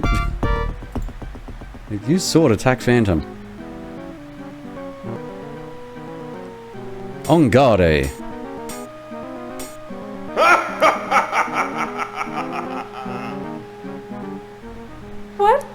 What happened to him? That's a nice little animation there. He appears to have vanished.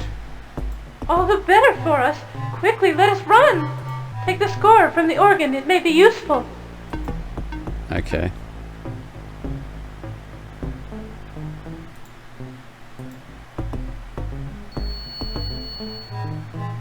Score is a thick stack of staff paper with musical notes written all over the pages. At the top of the title, Don Juan Triumphant. Don Juan Triumphant. It's one thing I really actually did love about the movie, is you get part of a musical inside a musical. Quickly, let us stroll down this ramp. Like really, if you... they could have done a running animation. Alright, so we take the ore. Yes, there's a standard ore useful for steering a boat or gondola.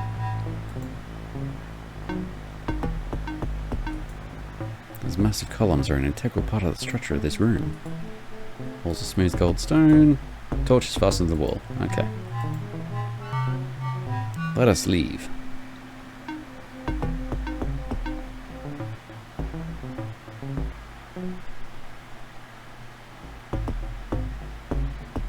How convenient.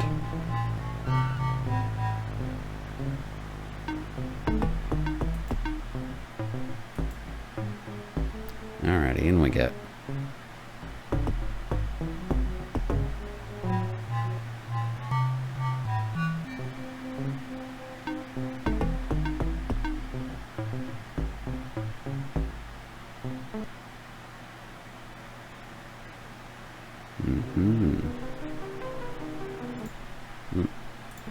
There we go. I never told you why I wanted to meet me. Why I wanted you to meet me after the opera. I knew Eric would come for me eventually.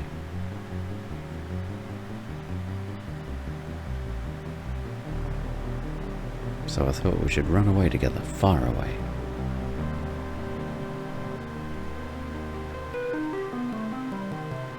Christine, there's something about me that you don't know. I am the Phantom. Huzzah!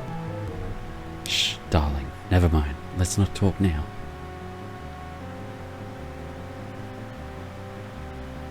The silence here is comforting.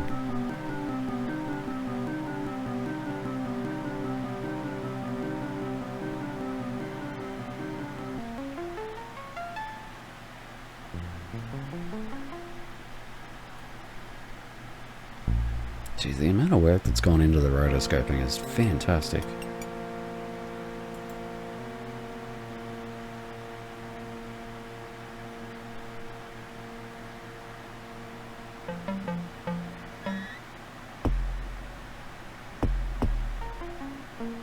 Okay.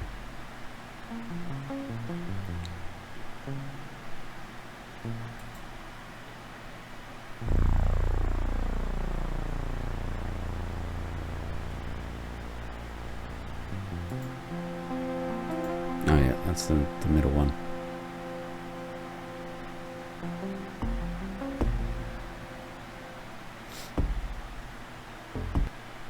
Someone in a Reddit post for this game said that their uncle worked on this game when they were a kid and thought that was the coolest thing ever. It is actually. Ah! I got jumped. Son of a bitch, he was hiding in there again.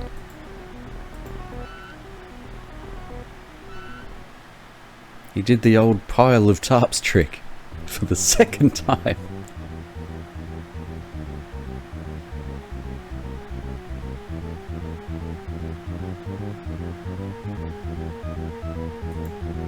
Yeah, I would absolutely think that was the coolest thing. Knowing somebody that actually worked on some big title. No, oh my god.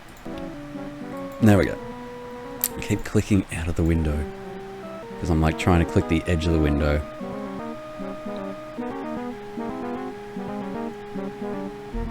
Walk across chandelier trap. Watch out, that's a trap. Is he going to be on the chandelier? Notice that the cable is a bit frayed. It might withstand too much strain, but you throw caught to the wind, proceed. Christine is in the hands of that madman.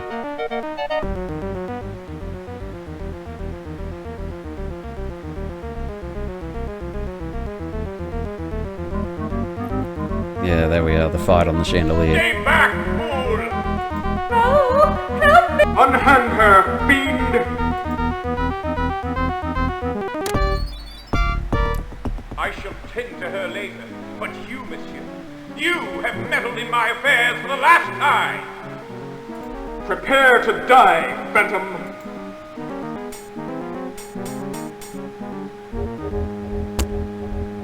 Yeah, whoop him. Get his ass. Do it, Christine. Cut the rope. Oh my god, we got F and V and everything. I thought it was just like the hand, but push cane.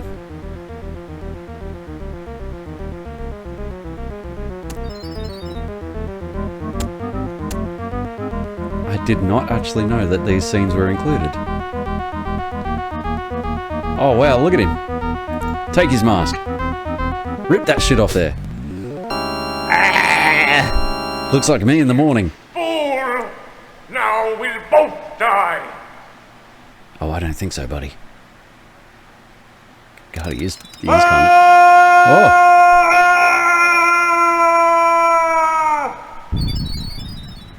And did I screw up, or am I going to wake up? Epilogue. Ooh. Raoul? Monsieur Monton! Oh, look! Monsieur Brie, his eyes are opening! Dieu merci. Thank goodness. Raoul, are you alright? You go away and let me sleep. What year is this? What year? This is worse than I thought. Why, it's 1993! Just as it was when you fell from the catwalk. Where am I? You are in the opera library. You've had a bad fall, Monsieur Monton. Who are you? Why, I am Christine Florent. We met earlier, don't you remember? You poor man. Perhaps we should call the doctor. Go away and let me sleep. We will. But first, we must make sure you are all right. I didn't fall from the catwalk. The Phantom pushed me. The Phantom, eh? My dear boy, we haven't had a Phantom here in over 100 years. I think your reading that book has put too many images in your head. You haven't had any notes from the Phantom? Notes? No, I have no notes from any Phantom. You are imagining things, Raoul. Why don't you rest until the doctor comes? But he was here. I have his mask and... Wait, where are they? My dear Raoul, you are mistaken. Those items have been locked in that glass case for a century. Look. You glance over at the glass case and see that it is whole. Inside, you can see the Phantom's mask, a small golden wedding ring, and the stack of sheet music entitled Don Juan Triumphant. Well, who caused the chandelier tragedy? What chandelier tragedy? The chandelier fell on the audience earlier tonight. My dear boy, that bump on the head really has done a number on you. The chandelier is hanging from the ceiling, where it has always hung, for 100 years. There's that version of My Uncle Works for Nintendo I can actually get on board with. It's time to unmask you! Old Man Adam! I'd got away with it too if it weren't for you meddling Raoul. What happened, man? It all started with my pet albatross. Christine Florent? I thought you were dead. What? No, monsieur, my body is quite warm and alive. I'm afraid you really must see the doctor.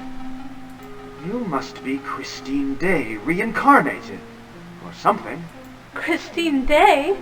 Wasn't she? She was the Phantom of the Opera's object of desire. A singer with the opera. 100 years ago. You must rest, Raoul. Why don't I go and fetch the doctor? Please do, Christine. Please do, Christine. Take care. I'll be back. Go away and leave me alone. Very well. You rest. Christine will be back with the doctor soon. No, my body is quite warm. Isn't the response I would hope for when someone asking if someone was alive? You are perplexed. Was it a dream? It couldn't have been. It was too real. Wait, what about Madame Giry's book? You desire to check on the book. On what the book says about the Phantom's demise. Are you alive? My butthole is quite tight. I'm sorry? It's the exact same sort of response. No, my body is quite warm. What? Can I find out? No, stop. You quickly turn to the last paragraph, which reads, Eric, the Phantom of the Opera, met his death, along with the brave Raoul de Chillon. I can't do French. In 1881, when the chandelier upon which the two men were fighting fell from the ceiling, Monsieur de Chillon was given a hero's burial while the Phantom was buried in an unmarked pauper's grave. Suck shit. But the artifacts, well, were kept. Accidentally clicked. The ending has changed. You quickly thumb through the book once again to make sure. What kind of trick have the forces of destiny played on you? You realize now that you somehow managed to save the life of not only Christine Day, but Christine Florent. And as for the Phantom, he is gone forever. Or is he?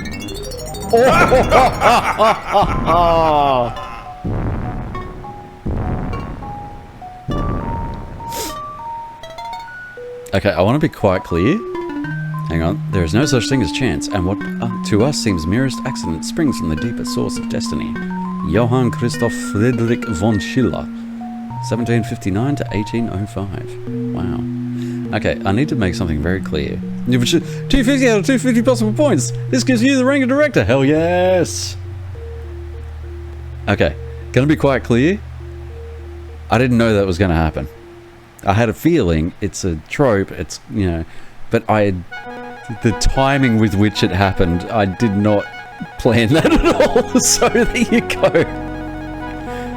I literally did not know it was going to end like that. I just went with it, just memed the whole fucking trope, and it turns out there you go.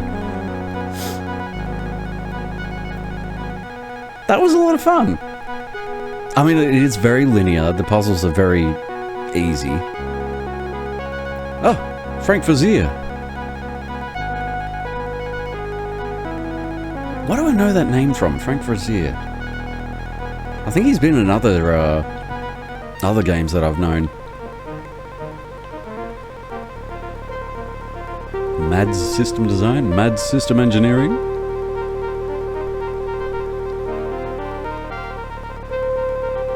The art team. Credit to them. Like, seriously, the amount of work that would have gone into all of this is just insane.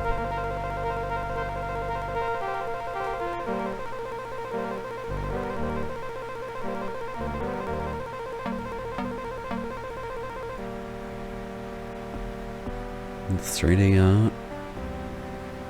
Rotoscope modeling. Raoul. Charles Shenton, Christine Day, Laura Dior. Raymond Benson.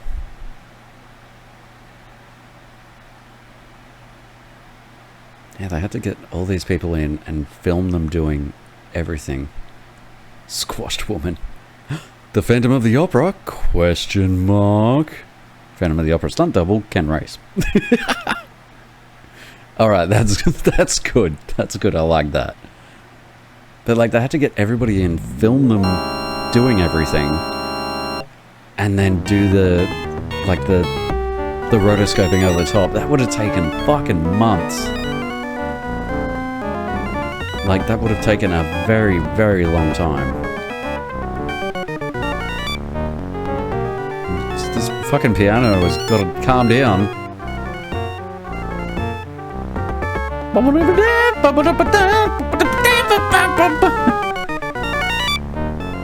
What should we do for the ending music? I don't know. Just like open up a sampler and smash your face against the keyboard, and we'll just whatever works, you know.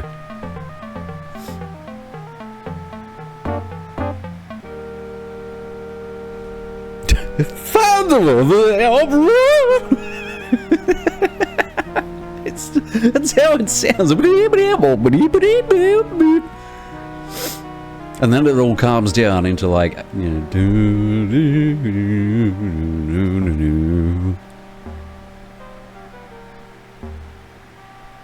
Destin Strader. That's a hell of a name, Destin Strader. That's fucking rad. Vaughn Thomas. Mick, ooh.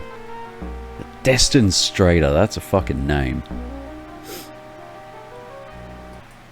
Oop, keep pressing it again. There was a lot of people that worked on this. Like a lot more than you'd think there would be.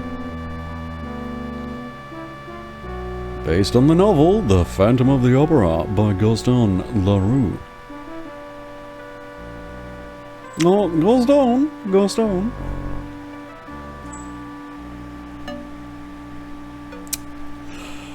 The yards keep coming and they don't stop coming. Lyric Theatre, Baltimore. Morris Mechanic Theatre, Baltimore. Doug Kaufman.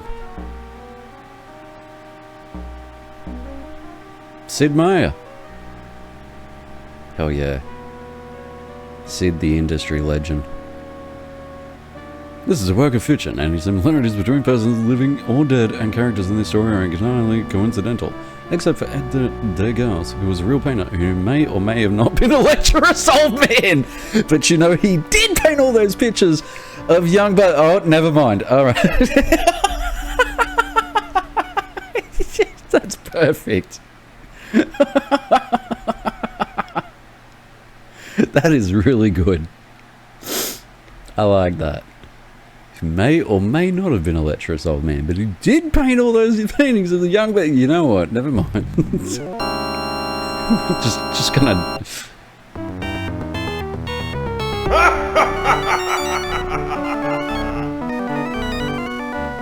It's fantastic.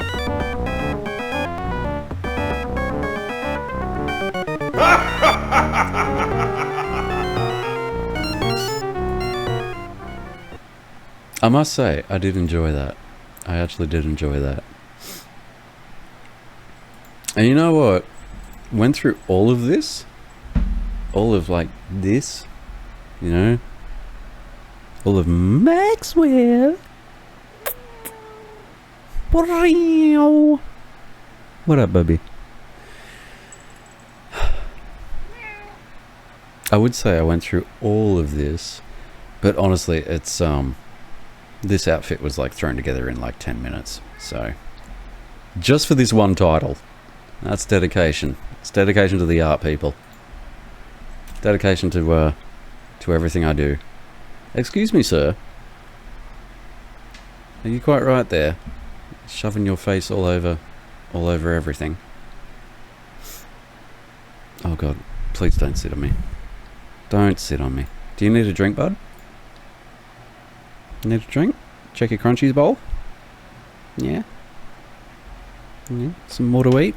Don't knock over the webcam? I love you too. Yeah. Are you out of dries?